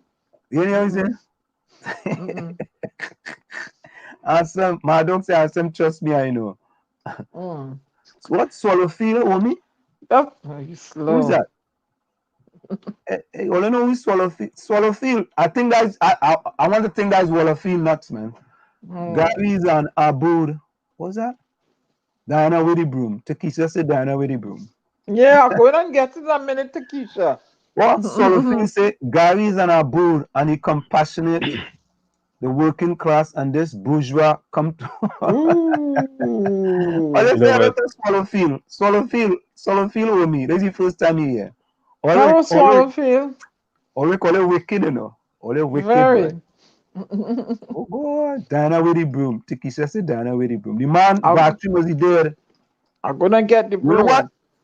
Let me get Winsford James in here. Hold on. Hold on, let me do something real quick. Diana, Tommy, go ahead. Yes. Something real quick. Yeah. Tommy, what's up? You get through with your thing, or are you going to get running around? Today I got my insurance finally because they canceled me altogether and told me I had to reapply. But fortunately, I got a better rate today, so I'm getting there little by little. I'm awaiting apart from my brakes because after my car sat for so long, thanks to you know who. Swallowfield is from Jamaica. Walk on, man. You sure you're from Jamaica? That way, I say I'm Jamaican from What what what what Jamaica. what part of Tobago, Jamaica? I mean Jamaica you from? What, Okay. what part Tobago, Jamaica. I like that one. Swallowfield? What part of Jamaica you from, man? Let me know, you know. We want to know. Inquiring minds want to know. That's right. But Tommy, you see, looking at different parts of the budget, I was taking down my notes, right? And there was a certain salient points remained with me. And one of the points that remained with me was when the Grinch referred to the healthcare system uh, being able to save 7 additional lives in women in childbirth this year, right? A happy hooray! No woman should die in giving birth. So, what happened to domestic violence and kidnapping? He didn't talk to you. No, it's not no kidnapping again in Trinidad. That down to nothing, man. I mean, you save 7 women lives in child, but more women get killed in domestic violence and kidnapping and all that. Their lives don't matter. You're not But yes, supposed to no. save their lives. But Dana, let's be honest, right? Dana, Tommy, let's be honest, right? Let's be honest. It doesn't matter which party in power and reading a budget. Side A will be anti the budget, and side B will be pro the budget. No, side A will be pro the budget, and side B will be anti the budget. I don't ever But think any party in Trinidad and Tobago We'll be could happy. read a budget and Yeah. the opposition happy. but as Gregory But was saying, Aboud was saying this morning, he said both parties work from the same playbook, Same and playbook. that is a constitution that gives them maximum leadership and total power over what they want to do, and everybody just go along and get along because everybody's just eating, and those at the top are just staying fat and getting fatter. and But, you know what I noticed too? He took a jab still. He still took time to say about what? They have serial mischief makers and uninformed commentators. Well, if we uninformed, we taking notes from you, the Grinch. We taking notes from you. Serial mischief makers and But- uninformed commentators. But Diana, listen to this, right? Mardog says, and Tommy, Mardog says, it's how Daren man say he don't think no one's suffering in Trinidad. What planet is man on? I feel Pluto. Fact check. I can you know Pluto isn't classified as a planet. Now listen to this, right? Listen to this, right, Mardog? From where he sits, that's not his experience. Nope. That's not his experience. So how you gonna blame somebody when it's not their experience? Nope. Right? But if for you example, if you don't know, when I grew up in Chumacac, Lavantil, I never knew that a gated community in Trinidad and Tobago. I never knew that a gated community because that was not my experience. And I never hear about Chumacac till I meet you. There you go. There you go. So no, it's true. I never hear about that's okay. Chumacac. But I didn't know. My surroundings was Chumacac, Bataria, and back. Chumacac, Bataria, and back. Every once in a while, if my mother sent me to the market down by the highway, but no, my mother used to go to the market. I didn't used to go to the market. Or when I leave Chumacac, I walk over the hill, Lavantil, and I go Snake Valley where my grandmother used to live. And that was my experience. Right? My experience was growing up among poor people. That is it. But I wasn't supposed to go up that hill by Fernandez at all. Don't go over there. Don't go up in that area. Fernandez by the junction. Slim and Diana. Fernandez and hill. Baby, Tommy. If you remember Fernandez, the coconut growers used to be back in the day. And when you pass. What Fernandez you talking about? Fernandez is up on the coconut growers place. When you pass, you smell the coconut. Oh, you talking about CGA? That is down the hill. Way down in town. Where Fernandez was there? Well, I was told not to go up in that side of town. Good. That John up John. Now you see? Well, they tell me You I ain't see? supposed The to go misleading there. all you and already telling all kind of thing. Back in the day, they used to say the same thing. They don't go up Chumaka. Same thing they used to tell them. Don't go up Prince What? Galan. Don't go up John. And I used to frequent them place like it ain't nothing. And I But come they out say real good. they had a fella named Dr. Rat live up in them area. Don't go there. No, Dr. Rat used to live on Observatory Street because I went I to know. Calvary Roman Catholic and Dr. Rat used to come up in the morning to bathe by the pipe by Calvary. When we was right in school, we used to see Dr. Rat by the pipe bathing and flexing your ass. We used to say, hey, Dr. Rat, how you doing? He said, all right, good. We were told. Guy So no joke, guy serious, you know. Guy serious. There's a hill where you have to go up there and to enter into Laventille, into Mova and thing. I was told I don't have no family up in there. Don't go up in there. Look, Ulrich, what a baby advice. Oh, Ulrich saying is that's Prisgalan. Ulrich, like you don't even know, like you don't know. Let me see Ulrich. Ulrich, I think you're right, you know. I think that's Prisgalan she talking about, you know, because I CJ never hear right down the road. Yeah. Ulrich. I don't know. My bad, Eric. My mistake and your error. My mistake, your error. You know, but folks, based on let me get back to your point. Perception could become reality, you know, because if you're out on the road, the number of new cars you see, and forever you just traffic. In Trinidad, right? Yeah. And forever, the amount of traffic, you would say that there's no suffering here, you know. But tell what your experience. Look, Gary, hey, you found them in the chat, boy.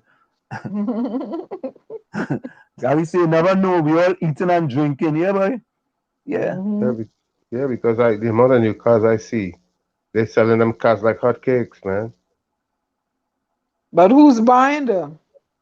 Dominic Roberts say, Tobago getting everything from the PNM. Election around the corner, they go take and vote PDP. Yep. It's left to be seen, eh? It's left to be seen because no, I believe they will. I believe they will. Yeah, because on the heels of this pandemic and people out of work and people they're not in a good place. Now they come now all of a sudden they find money to come and put it in. They're being buttered up all the way. Yeah. Tobago is buttered up all the way right now. Yeah, they're gonna vote PDP. I believe PDP will take Tobago. But I know, look, even Nadia telling you. Nadia say, Wall Street, yes, CJ, my daughter used to work there. Yeah, I used to, every day when I walk in from when I go to school in Calvary, and I had to walk from there to come up in Chumakat. It's only walking. It's walk.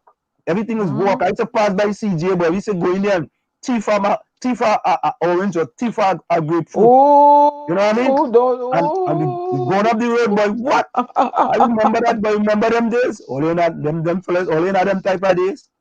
You know? Well, I had days where I scale Burroughs Wall and Teeth Mango where you live. Gary said, Diana never eaten us in a Sahari leaf like you either. Who never eaten a Sahari leaf? What she serve? I never eat on Sahari leaf. I went to plenty Indian weddings and I tear up some food on I thought it was a banana leaf, but now I know it's a Sahari. I went to plenty Indian wedding. I couldn't wait for somebody to get married. So where did Daren go? I don't know. I think he actually dead, man. Yeah, internet dropped out or something. My dog, everyone going through hard times. Nah, my dog, no. Everyone not going through hard times. Look, Tommy, when you go outside and drive, everyone going through hard times? That's what I'm seeing. When you drive down the road, everyone going through. My dog, boy, Dolomite shook crazy dog and yeah. Where's that one, my dog? That's what I'm seeing. Some people are going through hard times. Perception is perception becomes reality. And that's what you think, but look, you know how much charity work we've been doing, Tommy. Yeah. What Rajvi say? I'm going anywhere.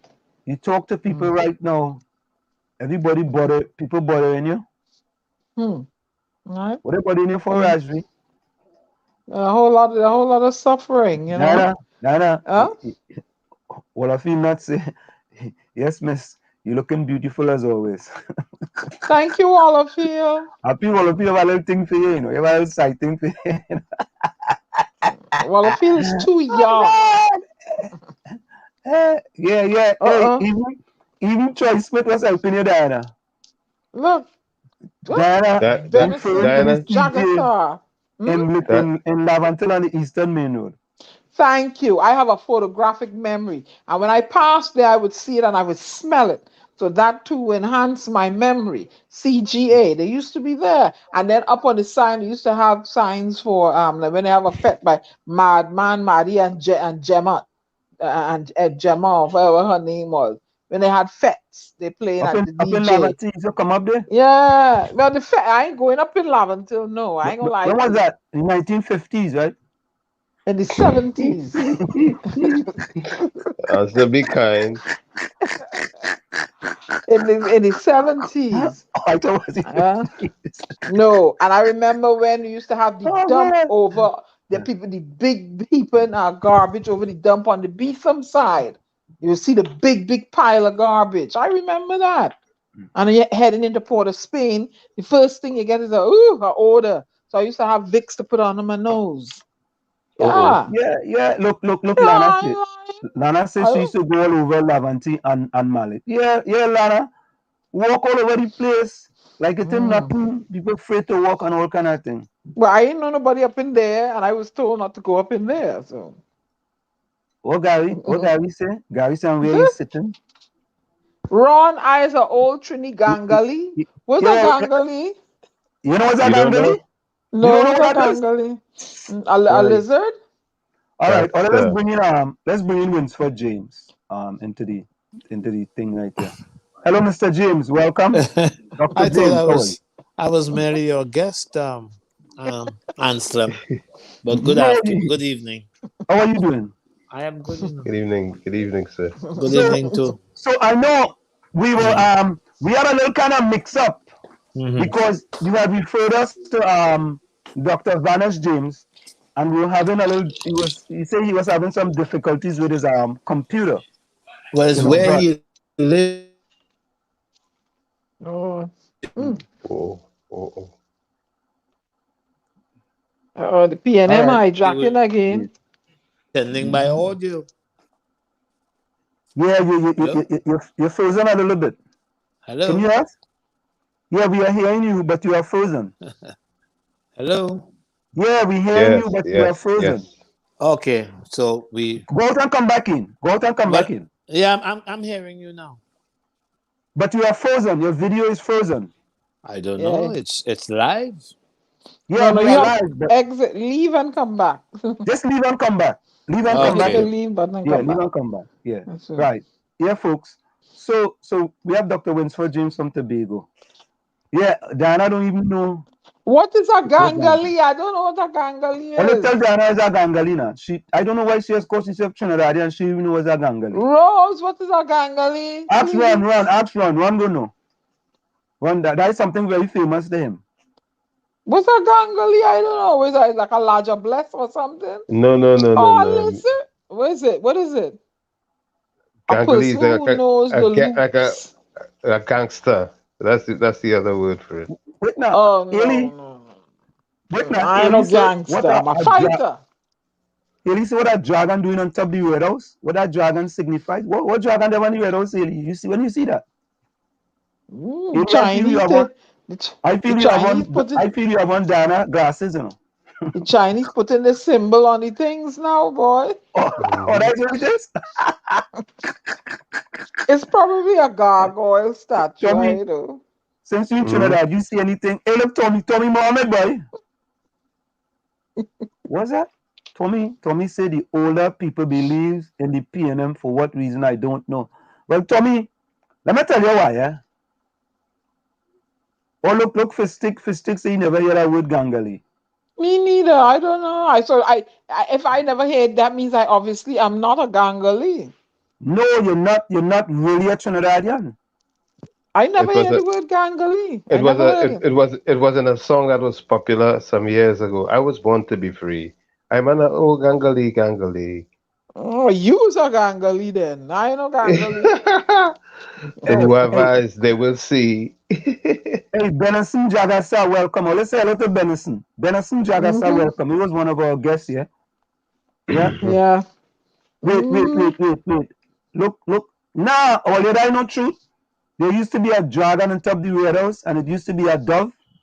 Run how you know that? Set up it here. Set up it. Yeah. Well, yeah. Lana, I think all of you remember stick fighting. Oh yeah, I Remember? fight with plenty. I fight with plenty stick. I think all of you remember stick. I even know give. It's not about on a limb to say Diana knows about stick fighting. Hey, what you say? No, wait. Let me correct you. I don't know about stick fighting. I know about branch fighting. No, Diana. But Diana, again, you come. I say again. A stick is something light. I know about 2x4 and all that. Me no stick fighting. Dr. James is back yet? Yeah. Here 2x4. Here he comes. Dr. James, welcome back. What's Are up? you hearing us, sir? Yeah, man, very beautifully. This is the village, Dr. James. This is how we carry on in the village. Before, you know. Yes, I've been there once before. Well, you guys target more important people. So no, we will say that, Dr. James, man. Where's that one? You know, facts cannot be denied, right? Claims can be denied, but not facts. Dr. James, you're coming swinging tonight, but you're swinging tonight. You know, but Dr. James, I know that we just want to get your general take on the budget as it pertains to Tobago. Or as it pertains to Tobago. Right, as it pertains to Tobago. Well, we see let Tobago me start off. We see they get a 4.5%, which is an increase from last year of 4.3%. So how can you complain when there is an increase that you get from the year before? You're talking about Tracy Davidson to Celestine complaining, right? I think I heard on the news tonight. I mean, these are not my words. I heard on the news tonight that Mrs. Celestine is blaming the PDP and the UNC for Tobago not getting some $2 billion more for their budget there in Tobago. And it was therefore the fault of the PDP and the fault of the UNC. Now, how she arrived at that, nobody questioned her. What they gave us was something that was already, done, and she seemed to have been reading and so on.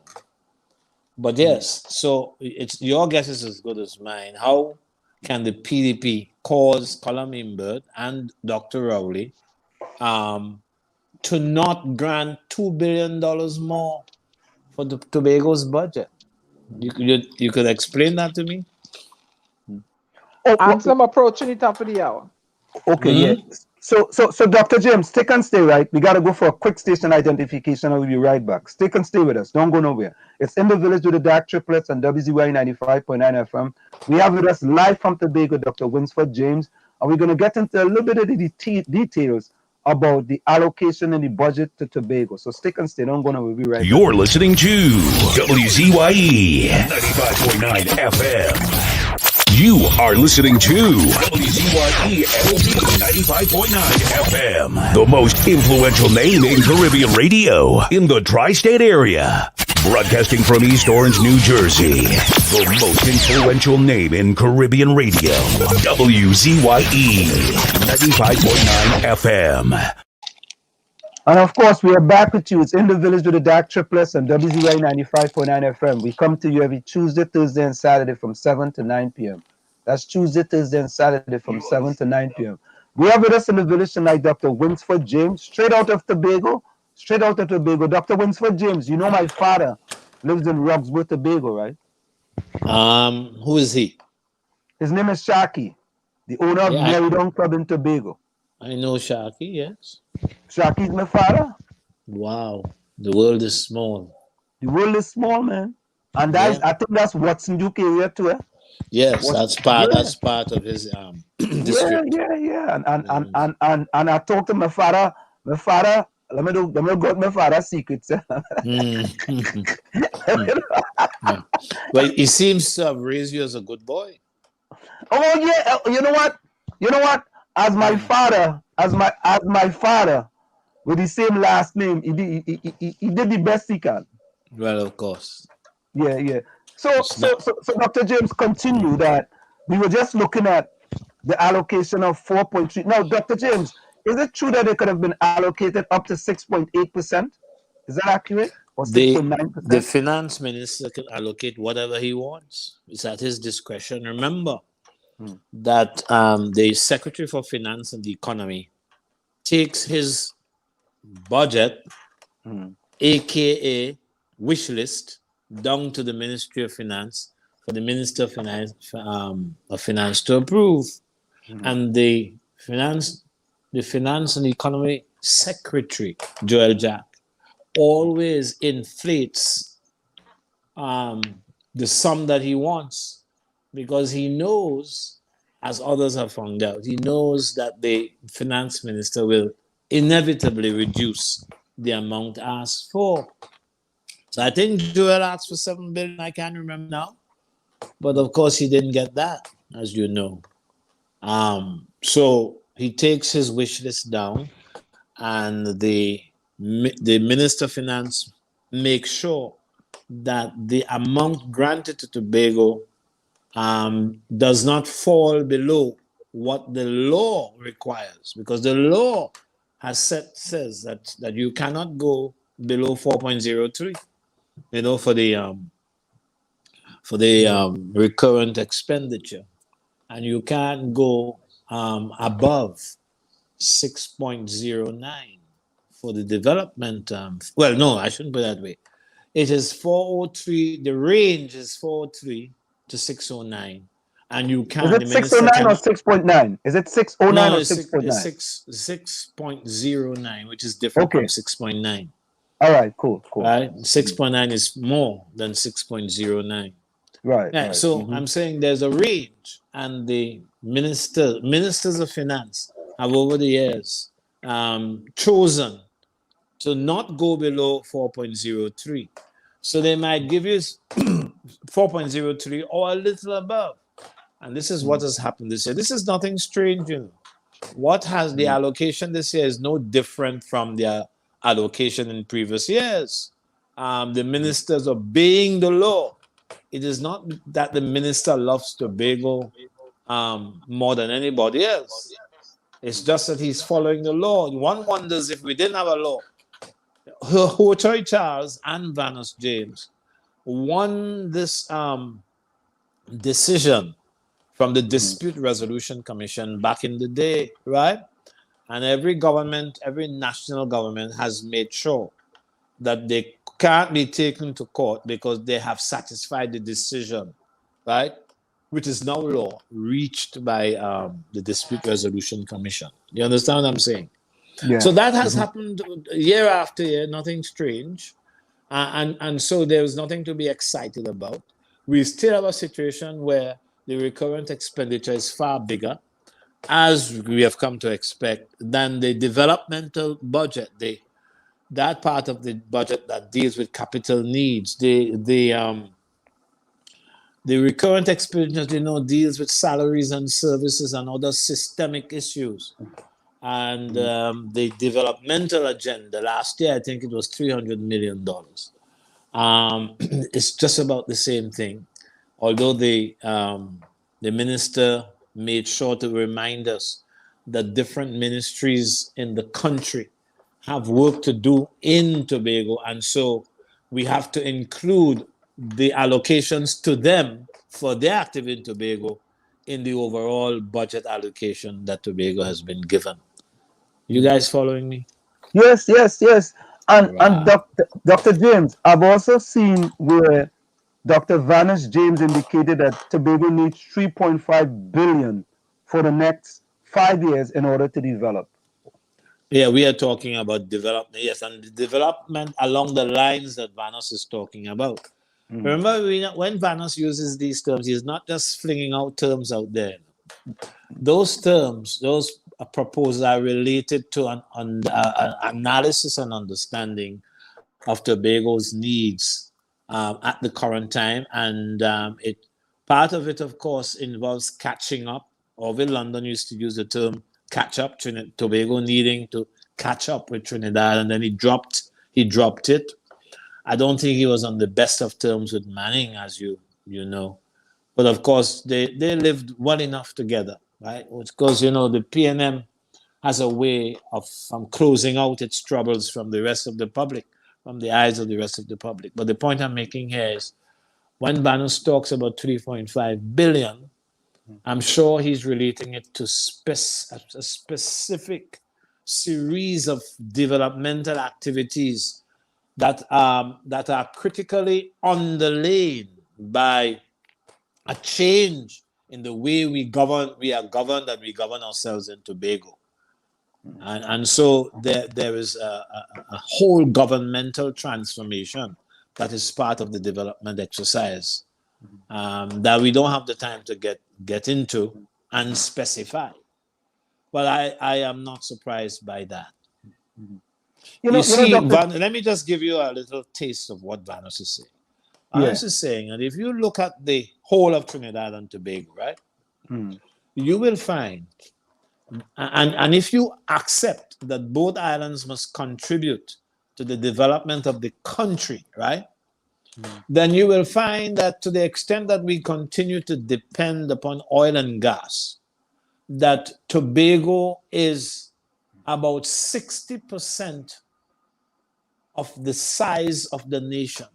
In other words, Tobago has more space, not only terrestrial space, that is to say land space, but also maritime space north of Tobago.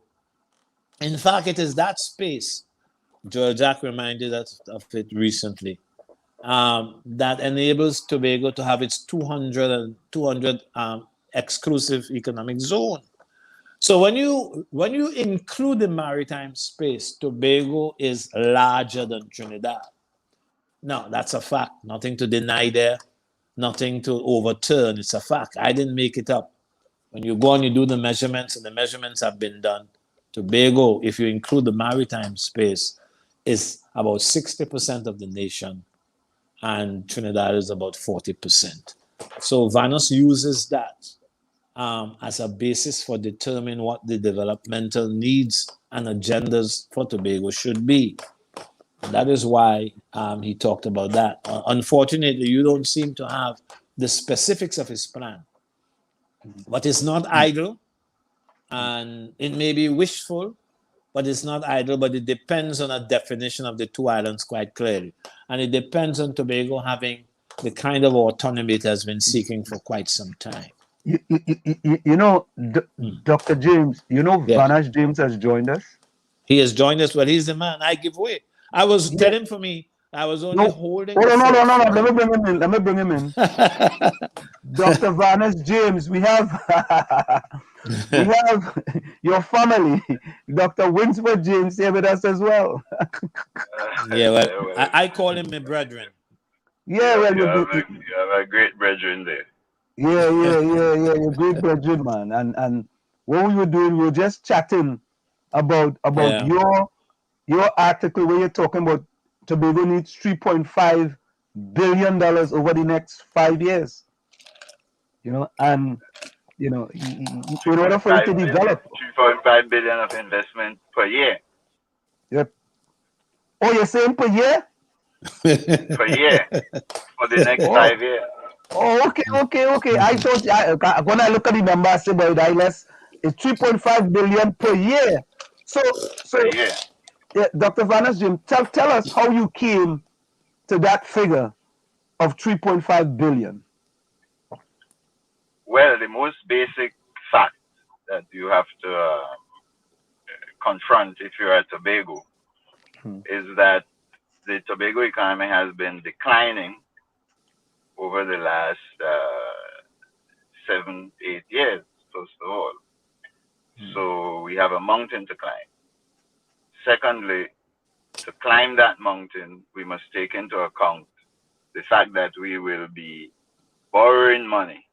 The minister yesterday reported 161 million TT dollars borrowed at 4.5% minimum. So to get out of that hole on the one hand and to borrow on the other hand, the economy could only sustain that. And the national economy is also borrowing at 4.5%, the minister revealed yesterday. So what all of that means is Tobago and Trinidad and Tobago needs to be growing, but surely Tobago needs to be growing at least 6 to 8% per year to make the debt sustainable and to recover from the disastrous economic performance of the last 9 years. Now, when I look at the numbers, what I see is that it will take you somewhere in the region of about $600 million of investment to generate a 1% growth rate over in any particular year of investment. So if you want to grow at 6 to 8%, you're talking somewhere in the region of 3.5 billion of total investment, of which government needs to spend about 2 billion to achieve that. So in the note that you saw, I laid out the foundations for it. Right. So, Dr. James, right? Dr. Vanis James, with this budget and your global experience as an economist, how come the government don't reach out to you and ask for your input into things that you can you think that can be a part of the budget for them to understand what Tobago truly needs? You have to ask Win for that. I thought you would say let me that. Go ask him. I'm unable to read the minds of the guy. Win for this a better mind. Stay right there. All right, Dr. James. Let me come to you then, Dr. Winsford James. Let me come to you. Oh my God. Yeah, let me ask you that question. I'm asking you that question. I heard the question, and I knew that Vanos would turn the question over to me, and so he did. And let me say, I don't know either, but I can get going with a few guesses. And it's clear the government has its own set of advisors. Some of them, of course, part of the public service in the Ministry of Finance. So the government has those, and the government, of course, can buy the advice of specialist economists wherever and whenever it chooses. And Vanos may not have recommended himself to them because of his brand of developmental economics and because he's outspoken. He's an independent man who does not need to genuflect in order to be employed, because he is well known across the Caribbean, as you ought to know, especially in Jamaica. But he's known and I wouldn't say revered, but certainly admired by governments across the Caribbean who have employed him. So it is their gain and our government's loss in relation to your question.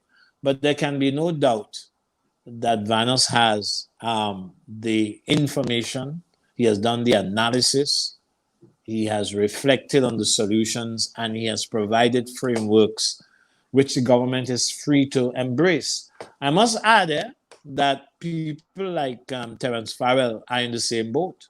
Remember, Terence was the chair of the Economic Advisory Board.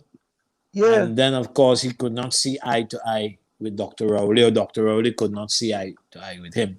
So, and Terence, of course, was the deputy governor of the central bank.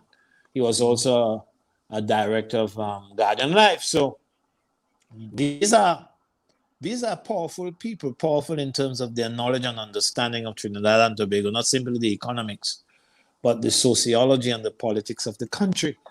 And the PNM, of course, chooses not to get them involved in an independent, professional way. But that is their choice. To answer your question, we can't force ourselves on the government's selection process. So I can't do better than that, except to say that their work is available, their minds are still strong. Vanos keeps researching, he keeps producing stuff, and he's generous in the gift of his knowledge. So to both Dr. James, right? Is it because they believe that you are associated with another party other than the PNM? Well, we commented on government, on economic performance of different governments over the years before even the PDP. In fact, when PDP was formed, in fact, before some of the members of the PDP were born. We have been doing this. I certainly have been doing this since the 70s, and I'm sure Vanos was doing that as well. And Vanos, at one time, sat at the feet of Lloyd Bess. Of course, he has taken Lloyd's work and built upon it. But I'm just saying, our discussion, our involvement with the issues and so on, right, predates the formation of the PDP. So it cannot be simply because we are associated, because our activism and so on predates the formation of the PDP. But let me just make this point to you. This is Anselm on the show. Yeah, Anselm, Daren, and Tommy. Right. Let me make the point though that as a general matter, governments across the Caribbean are authoritarian. The system that we are operating is an authoritarian system of government, and authoritarian systems don't like to be criticized. Now, if you look at the results I publish, including the results that I generate for WIPO when I do research in the region for them, those results demonstrate the importance of a particular engine, let me call it that, of growth and transformation in Caribbean economy. And only on Friday, the Attorney General was making it clear to me that he agrees with my findings, but he's not the leader of the PNM. And as a general rule, the principles that emerge from that kind of research are really not, they don't sit well with the PNM's approach to the economy. Throughout my lifetime, the PNM has a tendency to think of the economy in a particular way. For example, it thinks that the education underpinnings of the economy is education for the local population. The PNM built its reputation on promoting education of the local population, whereas my research would suggest to you that you really need to establish an education sector that is an exporter of education, producing education for the local population by producing such a quality of education that it could be exported to the rest of the world. But that is not a model that focuses on the local population. So so once you begin to show up those kinds of limitations, governments tend to be reactive, you know. So that might be as big a factor as anything else. Let me give you another example. If you look at this budget that the minister put out on Monday, you would find that the minister emphasizes agriculture and manufacturing and digitization as engines of growth and development and diversification. Now, if you look at the facts of the case, and I make that very plain in my public pronouncement, agriculture cannot generate the growth rate you need if you're borrowing at 4.5% on the dollar. You're not going to get it from manufacturing, because the manufacturing sector that we have can only compete under the protection of the common external tariff, and therefore is largely competitive within the CARICOM space. You're not going to get 6.8, 6 to 8% growth rates from that. If you want to grow at 6 to 8%, you have to look beyond that. One more thing to observe here for your audience is when the government emphasizes digitization, it runs up against the fact that digitization is an import-intensive activity. I've known Winford for a long time. Every computer that I have ever seen him with is an imported tool. Most of the programs that he uses are imported. Once you go down the road of digitization, you're going into a heavy import-intensive area of investment. So on the basis of those things, one of the things that the research would tell you is that everything we try to do in this Caribbean economy, whether it's agriculture, digitization, manufacturing, all of them are import intensive. And therefore, there is a fundamental question. Where will you get the exports from in order to finance those imports? The government's tendency is to rely on oil and gas to do that. My argument is the engine that gives you both export diversification and growth is the production of capital for export. And that is education for export, healthcare for export, the creative industries for export, and so on, because you cannot compete in producing manufactured capital goods. Now, the government believes in manufacturing, but if you want to accumulate capital, you can't manufacture food. You have to manufacture equipment and tools and so on. So these inconsistencies in their positions, when you show them up, governments don't like that, and therefore they would not be particularly happy to hear from people like myself. When I helped the government to write the last trade policy for the country and emphasize these arguments, but they had their own perspectives. So Dr. Vanis, because I had a question here, is that why should the government get into the building of a local online marketplace when so many already exist because of innovative entrepreneurs who have already done so? Why does the government even want to think about getting into an online marketplace, a local online marketplace, when there's already entrepreneurs in the country who are already doing that? Well, again, many of these questions about why the government is doing this or why the government is doing that, you're asking the wrong people. I don't think that the government should operate the way it does. But the system of government that we have is so authoritarian that your thoughts and mine, we have no place to go we have no access to the parliament to shape the positions adopted by the parliamentarians, because as you know, the cabinet dominates the parliament and dictates essentially to everybody else what it wants done.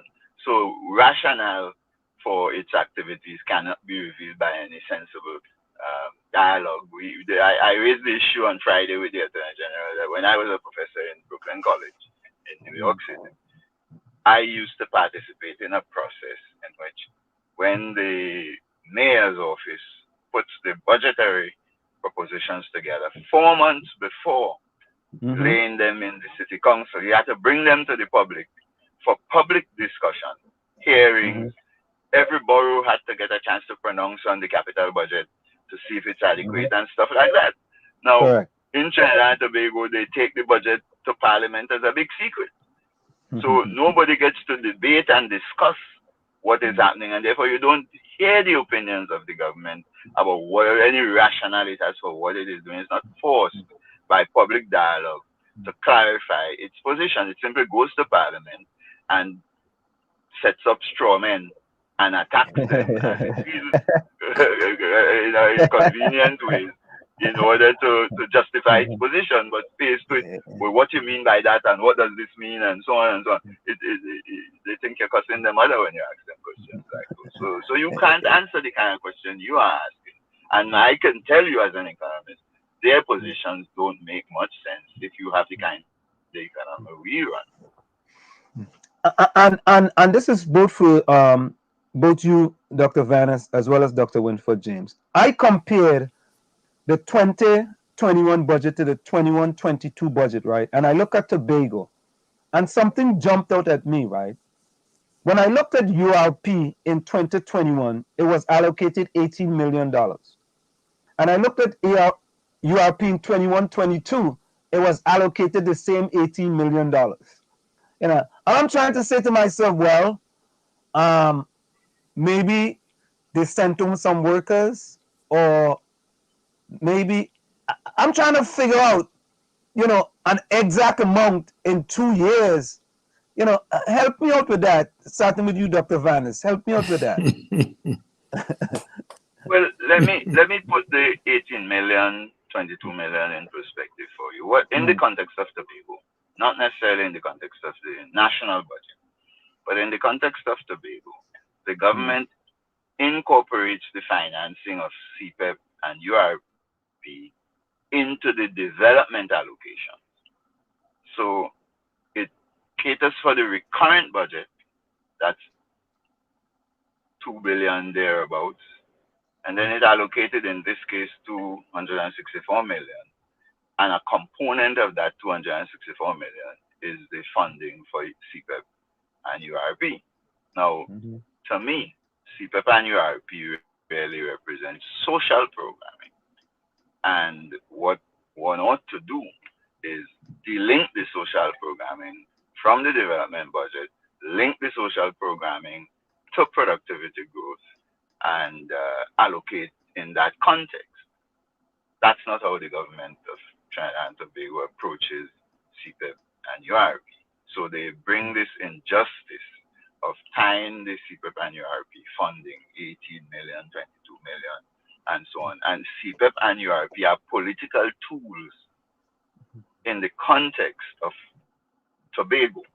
That's how the PNM has always used CPEP and URP in the context of funding in the context of Tobago. When the last Chief Secretary of London used to treat spending on those things as contingent financing, contingency funding, for example, and throwing money into them from the contingency funds according to the political convenience that the government sees. So I don't think they have anything other than a straight political rationale. Elections are coming up and so on. They want money to spend. They allocate it appropriately on the CPEP and URP in order to prosecute the business of winning votes. I may say, though, I'll be more blunt than saying they've been doing those kinds of shenanigans for the longest while, and they still lost 4 seats in this last election. Hey, and I must speak openly. I will be campaigning. To be fully transparent, quite apart from my economics, I will be campaigning in the elections coming up to remove the PNM from office and put an end to these kinds of misguided policies that they have been pursuing here. So for transparency, Dr. Vanas James, you will be campaigning for the PDP. I will be campaigning to remove the PNM from office. Okay, all right. Yeah, we just bad for Tobago. No, that's okay. Let me speak for myself. Go ahead. I'm not afraid to say I'll be campaigning on the PDP platform, but I'm telling you and the public, I will be campaigning to remove the PNM from office because they are not fit to govern the people of Tobago and take us in the direction of development. Okay, there we go. Thank you so much. I mean, Dr. James, Dr. Winsford James. Now, I mean, you know, you and Dr. Vanas James are opening the innings, you know. So Vanas James, Dr. Vanas James is back, right? You're turning the crease now. Well, listen, I mean, I don't know how far you're taking the analogy with cricket, right? Except you're giving us several innings. I am not sure that I have been batting for one innings all this time. I think I have batted and I have made a century in every inning so far. You make 100 in every innings? But this is the point, exactly the point. Because the bowling has been predictable. The bowling has been disappointing. So I have time to see the ball coming. I have time for those balls that are too short. I hook them to the boundary. You know, I have time to dig out a Yorker, dispatch a full toss to the boundary. In other words, what I'm saying is that this game of cricket that you have placed me in as an opener, I have been at it for a long, long time. And Vanas has demonstrated to you from the way he has put together his ideas. He too, I don't know whether he can claim 100 per innings, probably more than that. But I'm just saying that we are not neophytes. We are not fly-by-night commentators. We have exercised our mind. I myself have written a lot on these issues, hundreds of articles on these matters. So to come back to the question that you asked, Vanus, but I will answer in a different kind of way. Vanus is asking that we delink the social part of the developmental budget of 264 million from the developmental component of it, because as I would put it, what we have been witnessing over the years, and we continue to witness even in the 2022 budget, is a masquerade. What, I pray, what can CPEP and URC produce in terms of development of the country? Minister, of course, escapes that question by simply not answering it. Why? Apart from employing people, what is the productive activity in which they are involved? What is it they produce to enhance the developmental infrastructure of Tobago and the fortunes of the island going forward? It's not there. So you could see why, if they think that 18 for last year continues to be a good sum of money, a good allocation for the employment of CPEP and URP workers, then the question does not arise at all, except you're saying they should expand the labor force, the CPEP labor force and the URP labor force. And we know of the problems associated with the employment of URC and CPEP people, right? I don't know if we have time to go through the problems that are there, but I am questioning the contribution of CPEP and URP workers to the development of Tobago. And I will rest the matter there, because I think Babanos has answered or has replied to some of the other matters that arose in the question that you asked. So if I'm hearing you, Dr. Vanas James, as well as Dr. Winford James, that you guys can correct me if I'm wrong, is that we need to change the idea of CPEP and URP into something that's totally different than the way it's currently structured. Well, let me the see simple if I answer can that help. is yes. Let me see if I can help go the ahead, public. Vance. Yeah, let me see if I can help the public grapple with the matter of CPEP and URP properly. First of all, they are social programs. So payments towards these programs should adjust with productivity in the country. As we invest and develop the economy and raise productivity in Tobago, you can pay CPEP workers and URP workers more, just like you can pay pensioners more. Right? So that's point number one for those who have to work in those programs. These are subsistence programs designed to ensure that people could survive, and the society has a responsibility to ensure that everybody could live and they benefit from the gains we make as we seek to develop the economy. So that's half of the story. But the real point about CPEP and URP is that, in my view, for everybody under 40 working in CPEP and URP, their best choice, looking over their lifetime, is for the society to put in place a proper development program that would create good jobs for them to get into. So if you're young, if you're 16 and 17 coming out of school, and in this environment that we have here, you're coming out of school without passes and you can't find a clerical job in the government and so on, and you end up in CPEP and URP, the question becomes, what investment program can we put in place to create better jobs that could absorb you, train you properly, and absorb you, so that you can look forward to a more fruitful life going down the road? That's what development programming is all about, and that's the way we should see CPEP and URP. So we want to move people out of CPEP and URP into better jobs, better lifetime options, career options. Those options would tend to come as you develop the education sector, as you develop the healthcare sector, as you develop the creative industry sector, as you improve the way we approach tourism. Now, many of the people working, for example, in CPEP and URP might be highly skilled persons who could run a 10 or 15 room A-class guest house with proper training and fit into the Airbnb model, for example, and generate 4 or 5 times the income, 6, 10 times even the incomes that they are generating now, once we get the tourism industry back on its feet on an industrialized basis.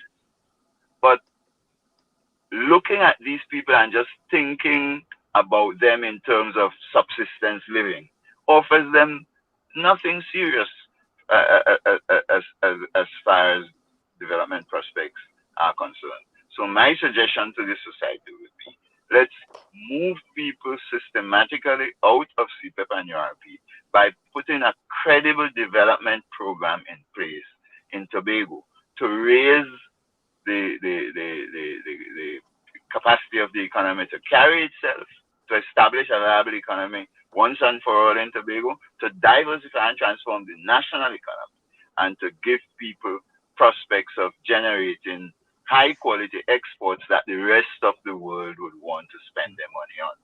That for me is the way I would sell to Tobagonians the proper approach to CPEP and URP. Not the old talk and the political propaganda that the PNP, the PNM tends to push, which is that as soon as you talk about CPEP and URP, they say, you see, they want to close it down. It is not that you want to close it down. You want to provide better options for people by putting a credible development program in place in Tobago. As it is now, there is no credible development program being run in Tobago. And on that basis, all people are offered is the stagnation of the existing CPEP and URP approach. But that is not the only option for Tobagonians. So, you want to say anything, Dr. Winslow James?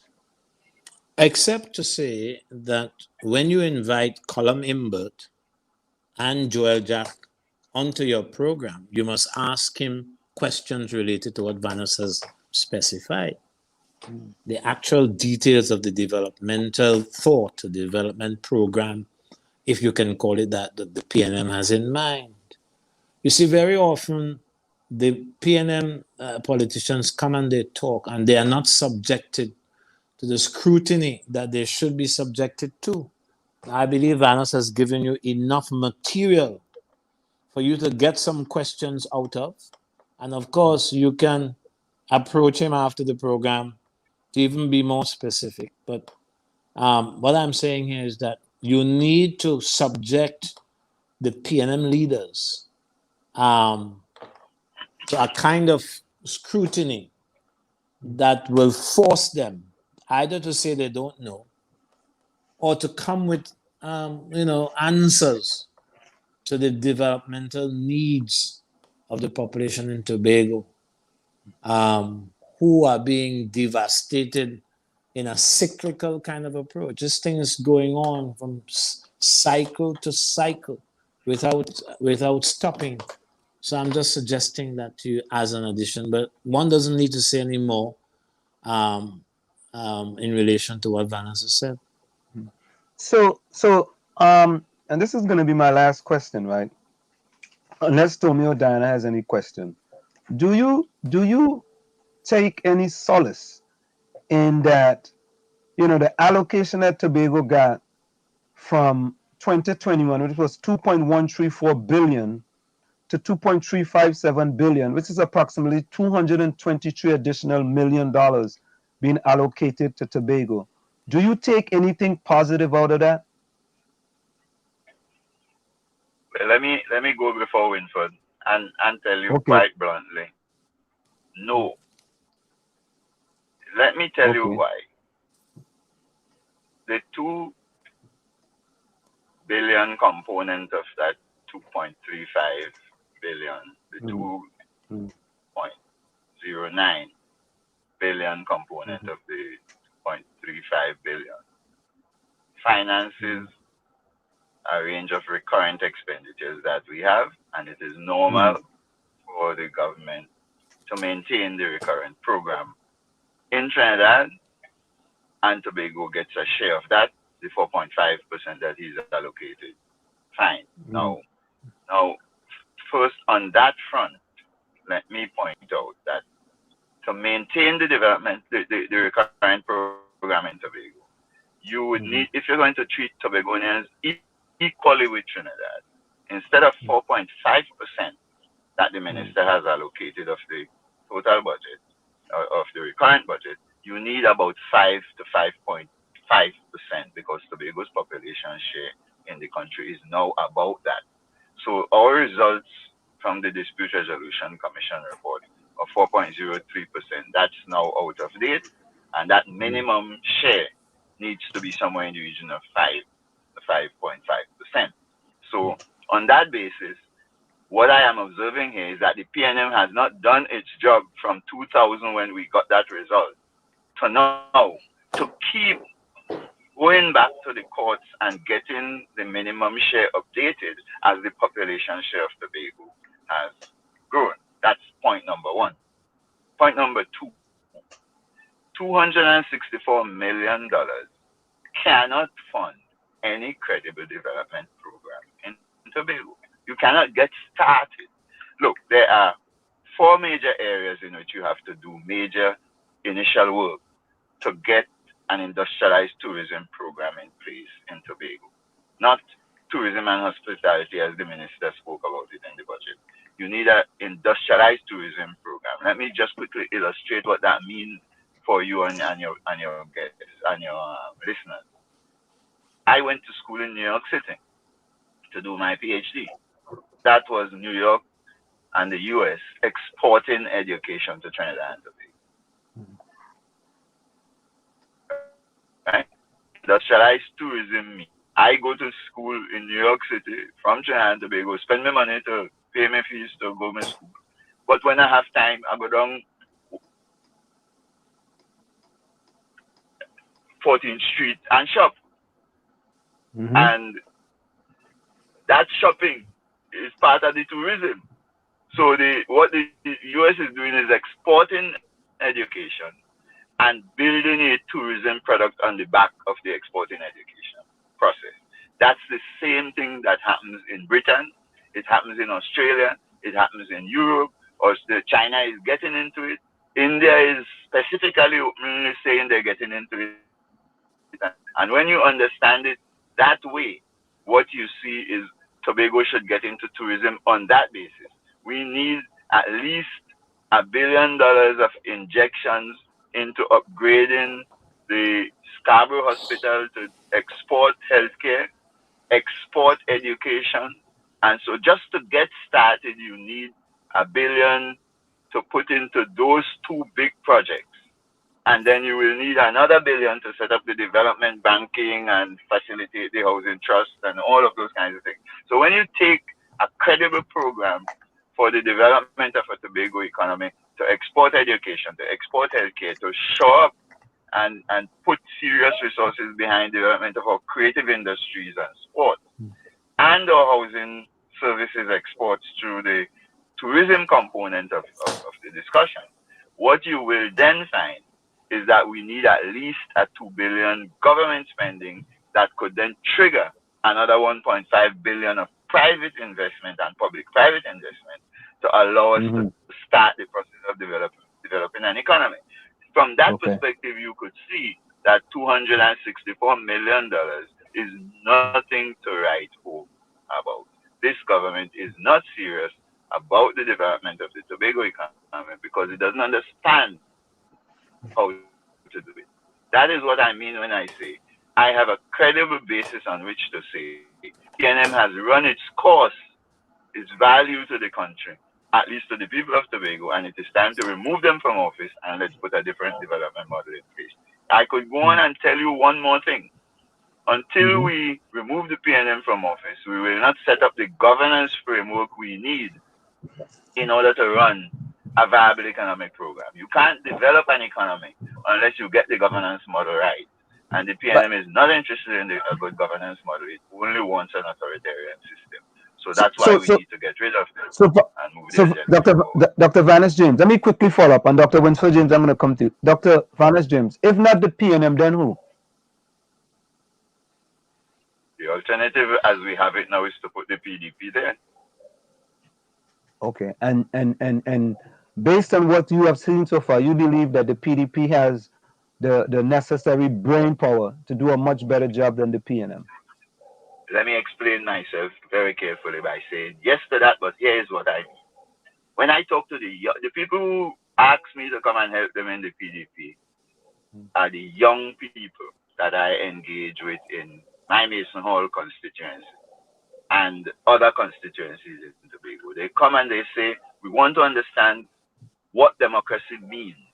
We want to understand what development means because we want to push Tobago in both of those directions. That's what the young people in the party come to me. Not Watson Dew, not anybody else. It's the youth in the party who come to me and say, look, this is what we want to do. Come and help us to think it through. On the basis of that alone, I would be confident that there is room in the mindset of the PDP youth to create a democratic party and create a democratic process in Tobago and in Trinidad and Tobago. I hear no such thing in the PNM. And I know plenty PNM people as friends. So thank you so much, Dr. Vanis James. So Dr. Winsford James, what do you take the think? S out, answer. You're inserting an S that does not belong. Oh, Winford, my bad. Okay, great. My bad, Winford. I apologize. Yeah. You're probably thinking of Winsford Devine. No, not really. I pronounced it incorrectly. Okay, you know his name as an S, right? Yeah. I know him very well. Okay. A very good man. God rest his soul. Okay. Yes. So, what do you say, Dr. Winford James? Ask the question again because it may have undergone a change after you heard Vanis. Well, I asked Dr. Vanis James, if not the PNM, then who? Oh, that was a secondary question, but your initial question to him related to the budgetary figure. You no longer. The budgetary figure of 223 million with respect to the allocation. There was an increase of 223 million. And I thought he gave you a brilliant answer, but I would answer it this way. The first part of the question. I would say the government is engaging in maintenance of the state of affairs, in which the cabinet is tyrannical in the way it runs the business of the nation, the Tobago element included, is maintaining the state of affairs, and therefore there is no room for the kind of thoughtful developmental activity to which Vanis subscribes and which he has been publishing to those who have ears to listen to. So I see maintenance there. That budget cannot take us anywhere in line with the kinds of development that Tobago needs and we have been talking about. And the people, the political people who have ideas, innovative ideas as to where Tobago should go, do not exist in the PNM. Listen carefully to their narrative. Those people are not there. And you can more easily find them in the PDP. That's I want to say that. And this is a matter of record. This is not a matter of wishfulness. Right? So that takes care. Oh boy.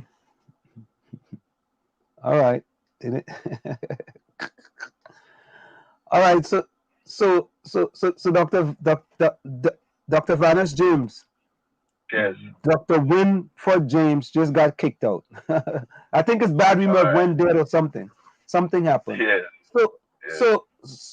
So Dr. Vanis James, we here at WZYE 95.9 FM, you know, always appreciate that you could come in and have these candid discussions with us, you know, and a man of your experience and expertise, you know, I mean, and many people would like to see your talents and abilities utilized in Tobago to make Tobago a better place, you know, and well, Anselm, before you go on, let me tell you that I am active in Tobago. My talents are being utilized.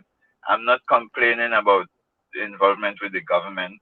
I'm involved with the society, and so I'm fully occupied contributing to the development of Tobago every day. So there's no need for me to be involved in any lamentations about my participation in the society. Okay. I'm fully engaged. But may I make one last point to you before you wrap up? Sure. The most disturbing thing I heard in the budget statement of the minister yesterday was that the two colonizing bills that the government has put into the marketplace, those two colonizing bills are still alive in the parliament. The Constitution Reform Bill and the Island Government Bill. And the government said yesterday that it hopes that the opposition would help it to pass those two bills. And I would want to say to your listeners tonight, I hope and will campaign to advise and guide and encourage the opposition to reject those two bills and ensure they do not do any further damage to the people of Tobago by putting us in a permanent colonial state in relation to Trinidad. I was coming in to say, Van. Well, no, I was coming to say I ran out of juice, so I had to. No, that's all right. Yeah. But do you still need any comment from me? I don't know. Well, what we were going to ask you for, we normally ask closing comments, and we normally ask our guests, if you had to send a message to the Prime Minister of Trinidad and Tobago, what would be your message as it pertains to Tobago? What's your message to the Prime Minister as it pertains to Tobago? Listen, he must listen more carefully to what the people are saying. I know the people are divided, but he must listen to a side that he has not been listening to since the start. So he must begin to respect the views of the other side, and he will find that he can be guided in the way forward, the political way forward that he might choose, by the ideas that he has been disallowing into his mindset. Listen to the other side and be guided by what the other side, respectfully guided by what the other side has to say. Well, I would say Tobago and Trinidad and Tobago needs representative government if we are going to make progress towards our development goals and human rights and so on. What you're offering now is cabinet dictatorship, and that's not good. In my Tobago language, I will say to the Prime Minister, that's not good. Time to end that nonsense. Okay. So Dr. Vanis James and Dr. Winford James, we want to thank you guys so very kindly for joining us. We really appreciate you guys. And this is not the first time you guys been here. I think this is both of you guys' second times, and really appreciate you guys taking the time to join us. So any closing words before you go? May I ask a question before I leave? Sure. One little question. Could you find out from Diana and the other guy why they have snubbed both me and Vanos? They haven't asked us a question. Diana and Tony. And Tony, why they have snubbed us? What have we done them? I'll let them answer that question for themselves. But perhaps all my questions were asked by Anselm. You know, I would not know. I would not know that, Diane. I'm just saying. And when it comes to economics, I am not. It is not my favorite subject, but I can connect the dots. Okay. So I listen and I learn. I am a poet. Right. And Mr. Marshall? Dr. James, it's been a learning session. It's been a learning session. So in order to learn, you have to keep quiet. That's a reasonable point. Yeah, that's a reasonable point. But you can learn from participating. Oh yeah. I'm just saying. Next time you come, you'll be sorry you asked me to engage. Okay. Very nice. So there you go. Thank you. Again, Dr. Vanos and Dr. Winford James, thank you so very kindly for taking the time to join us. We see you guys again sometime soon. Thank you. Okay, man. All the best. Thanks a lot. Thanks for the invitation, Anselm. Thank you. Take care. All right. Bye-bye. Bye-bye. When these guys come in, they have so much information. They're brothers, you know. You know the brothers? Okay.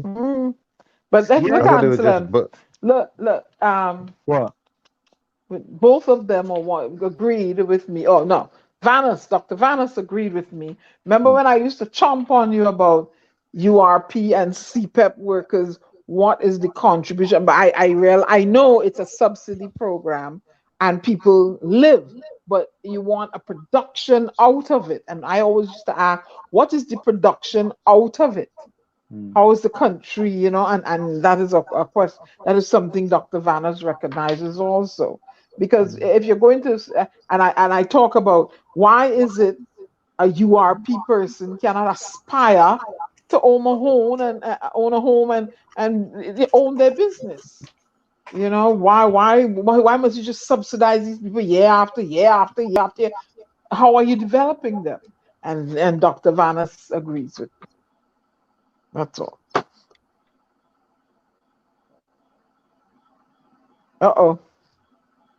Okay. Okay. So folks, I want to say that tonight this is the first time we had five guests. Tommy wanted to say something. No, go ahead. Want the Gary? Want the Gary? Yeah, hey, Albert Montano, listen. I see you guys' comments, right? But when the guests are in, I don't want to put the comments in front of the guests and on the guests because sometimes they want the videos and I don't want to show videos. Hey, Swallowfield say he from Jamaica, He said I closed the show. Hey, yeah, Swallowfield. I know Swallowfield is somebody already here. Hey, what Swallowfield say? I closed the show tonight. Karen for Prime Minister. Swallowfield happened here before. Oh, you know, he does have people in the chat closing the show. Yeah, say Swallowfield say boops there. No, Swallowfield put closing comments in the chat. What? Lana say, hey, Tommy, a young lady, Nadia say, well, I don't know if it's, I think it's a young lady. She say hello, Tommy. Till I say good evening, good night. Yeah, Nadia, Tommy say hello. Why we don't talk like that? What do you mean? Hello, we don't talk like that. Yeah. All right. Let's go for a quick station identification. It's in the village with the dark triplets and WZYE 95.9 FM. Folks, stick and stay on going. Of course, it's in the village with the dark triplets. We come to you every Tuesday, Thursday, and Saturday from 7 to 9 p.m. Stick and stay, don't go nowhere. We'll be right back after this short message. You're listening to WZYE 95.9 FM. You are listening to WZYE LP 95.9 FM, the most influential name in Caribbean radio in the tri-state area. Broadcasting from East Orange, New Jersey, the most influential name in Caribbean radio. WZYE 95.9 FM. So we are back with you. It's In the Village with the Dark Triplets on WZYE 95.9 FM. We come to you every Tuesday, Thursday, and Saturday from 7 to 9 p.m. Tuesday, Thursday, and Saturday from 7 to 9 p.m. So I guess, Before- Anselm, the Yo. gentleman that had the issue with the gratuity for the teacher's pension, I guess he's gonna get some money. Mm-hmm. Which Because guy his- then? Remember the guy from down south and the teacher's gratuity pension, and they will have the pulling teeth to get payment. Yeah. He gonna get they're gonna get paid, and then they said they're gonna regularize the nurses. Yeah, they need to regularize nurses, otherwise, all the other developed countries are looking for trained nurses, and they will recruit them. So I want you guys. I want you guys to listen to this. This is interesting. Listen to this. Some of you might know this about sheep and their blood, but I'm going to tell you just in case you don't. I'm going to read you a little story. It goes like this. A rattlesnake bit one of my sheep in the face about a week ago. Deadliest snake that lives around here. The sheep's face swelled up and hurt terribly. But the old rattlesnake didn't know the kind of blood that flows through the sheep. Anti-venom. Anti-venom is most often made from sheep's blood. The sheep swelled for about 2 days, but the blood of the lamb destroyed the venom of the serpent. Hallelujah. I was worried, but the sheep didn't care. She kept on eating, kept on drinking, and kept on climbing because she knew she was all right. Often the serpents of this life will reach out and bite us. They inject their poison into us, but they cannot overcome the blood of the lamb. See, the blood of the lamb washes away the sins of the world and the sting of death. So don't worry about the serpent or his bite. Just make sure that the lamb's blood is flowing through your veins. That way you're walking around with anti-venom every single day. All right. So, Nice analogy. Yep. Anti-venom, boy. Mm-hmm. Anti-venom. And Lana, I want to say that, you see, this is what part of what we do here in the village. It's about education as well. We are back and around confusion. Yeah, we talk about politics and all kind of things, but we need some educational stuff. And Nadia, thank you as well. Nadia says, I really enjoyed this show tonight because it's about education and giving you some brain food. You see, to me, it's important when you go someplace that you get a little brain food when you leave. And many times when you come into the village, we want to give you some brain food too as well, not just talk politics all the time and this, that, and the other, you know what I mean? So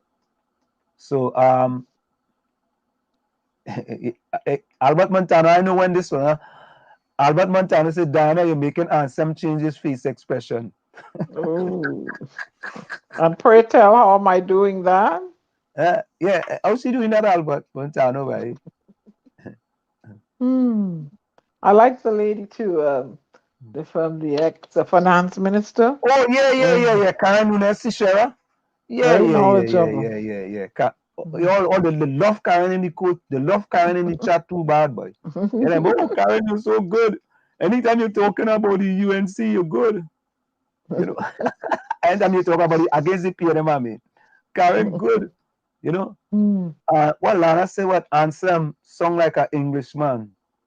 Okay, when did I sing like an Englishman? Yeah. That it? The name. My name? Yeah, probably that's what she means. Anselm? Okay. So who we said? We said Lana said I go take a brain food. I go take a brain food with something to drink. Hey Nadia, good night to you as well. Quickly, I ask that fella. Hey Kurt, I say a good night, boy. Kurt, I say from Chumaka, yes, boy. Kurt, as you know, come in, boy. Blessings tonight too. Put closing comments in the chat. Albert Montano and Kurt, I say put closing comments in the chat. Albert, we thank you too. Tonight was very educational. Very much Thanks. So Albert Montano and Kurt, I say put closing comments in the chat. I asked the fella from Jamaica to put closing comments, but I know, but like he going back Jamaica. Swallowfield or me. We in Jamaica live with discernment. Swallowfield. I know the man swallow, nah? He say he swallow a feel. Swallowfield or me. Swallowfield, put closing comments in the chat too. Swallowfield, oh Raj, we want to bring back Marsha. Who Marsha? Which Marsha? Walker. Marsha Walker? You want Marsha Walker back, Rajvi? Yeah. Lana, no joke, you know. All we want is a better life and a better Trinidad and Tobago. Correct is right. That's all we want. That's right. Nadia, good night. Wallafield, nuts. Wallafield, nuts. Where you going, partner? Yeah, all right. Time for closing comments. Hey, Tommy, closing comments? Yes, indeed. Well, we see what's going on here in Trinidad and Tobago. But the longest rope are going to end. So people just have to stand up and do what's right when come time. That's all I have to say at this particular time, and a pleasant night to each and every one.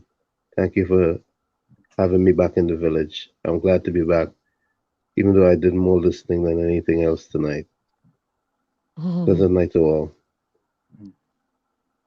Well, you know, Tommy, I read the book Quick to Listen, Slow to Speak. Yeah. So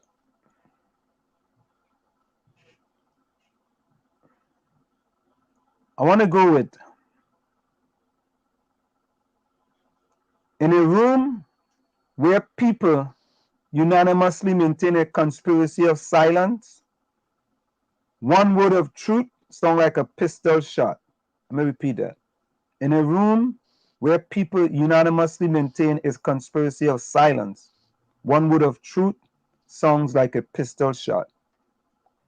And before we go, I want to thank Mrs. Karen Nunez Teshiera. I want to thank Gary Aboud. I want to thank Dr. Daren, and I want to thank Dr. Vanish James and Dr. Winford James for joining us tonight in the village with the Dark Triplets at WZYE 95.9 FM. This is the first time we actually had 5 guests in the village with the Dark Triplet on WZYE 95.9 FM. So we expanding big time. Go ahead, Diana. Well, I just want to say, echo the sentiments of the knowledgeable people in the field in which we discussed tonight, economics. And I want to say there are 2 things in life that are certain: death and taxes. In today's world, the majority of our government's incomes comes from taxation. And a tax is not a voluntary payment or donation, but an enforced contribution imposed by the government. Trinidad and Tobago's per capita income dropped by about 25% in 6 years. GDP fell by about 20%. Poverty increased 50%. 46% of the workforce gave up on no jobs, no investment. And another deficit budget was delivered by the Grinch. You know what a budget deficit is? A situation where an individual or state spends more than its income. A budget deficit is the annual shortfall between the government spending and tax revenue. The deficit is the annual amount the government needs to borrow. A budget deficit impacts on a country's economy negatively. And in order to stabilize the budget, the government may choose to apply monetary fiscal measures, and the government will seek the funds from the public or abroad. One source of funds from abroad seems to be China. China's interest in the Caribbean is part of its objective for attaining food and energy security and sustaining their rapid economic growth. China's growth is happening at a phenomenal rate, and so are its energy needs. China therefore desires to get its hands on oil reserves, wherever they exist, and the Caribbean is one such place. In engaging China, the Caribbean states clearly should seek to enhance bargaining positions, but they must at the same time be aware of the potential trade-off. Why? Inflation hawks are gluttonously looking on. This is the storm, aka Diana Benskin, bidding you auf Wiedersehen until we meet again. Good night, beloved people. And there you have it. So let me read the closing comments here from Kurt Asher. Kurt Asher, welcome, my friend. Just keep doing what you're doing, my brother. Bless. Thank you, Kurt. Let me see who else put their closing comment in the chat. Yeah. Okay. Yes. Albert Montano says confession is good for the soul, and Karen Nunez did exactly that, so you can go forward and make the land of my birth a home for us to live. Yep. Thank you so much, Ron. Indeed. Thank you, Ron. I mean Albert. That's Albert Montano. Albert. Yeah, and but Diana,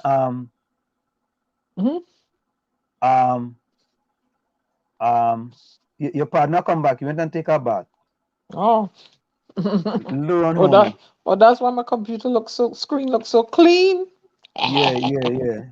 He say on point, Diana. He actually had a compliment. The first compliment for the night. Thank you, Ron. Yeah. Yeah. Folks, we want to say a special good night to all of you, and thank you guys for joining us in the village. Of course, we without you guys, we continue to, and you know what? But you see, all right, now let me not say that. It's better to keep your mouth shut and make people think you're a fool and to open it and confirm it. I had to tell myself that sometime. So, folks, we're gonna go out with this one tonight. Let me see who's our last comment there. Yeah, good night to all of you, and thank you guys for joining us. I don't know, that man always putting up one set of emojis, boy. Little Ron Horner. You don't know what them emojis is, Diana? Yeah, he's pleasantly saying good night, sending me hugs. Huh? Yeah, sending hugs. I don't know what he's saying, huh? You got to try to get Mr. Jack Warner in here next, right? But yeah, boy. We are trying to know every day. Every day, boy. Jack Warner does tell me good morning. And next thing I'm gonna try and invite Mr. Joel Jack in here too. He could say is no. Man. Send him a note, man. Send him a note. See if he go come. All he could say is no. No, well, I feel he might quicker look at you and take a chance. You know what I mean? Then he might see me and say, nah, I ain't coming for that at all. So, folks, let me say a special good night from where I said this is it. The clock on the wall said that's all I like to say, but I've got to go. Remember, hard work beats talent when talent does not work hard. And for every 60 seconds of anger, you lose 1 minute of happiness. See you.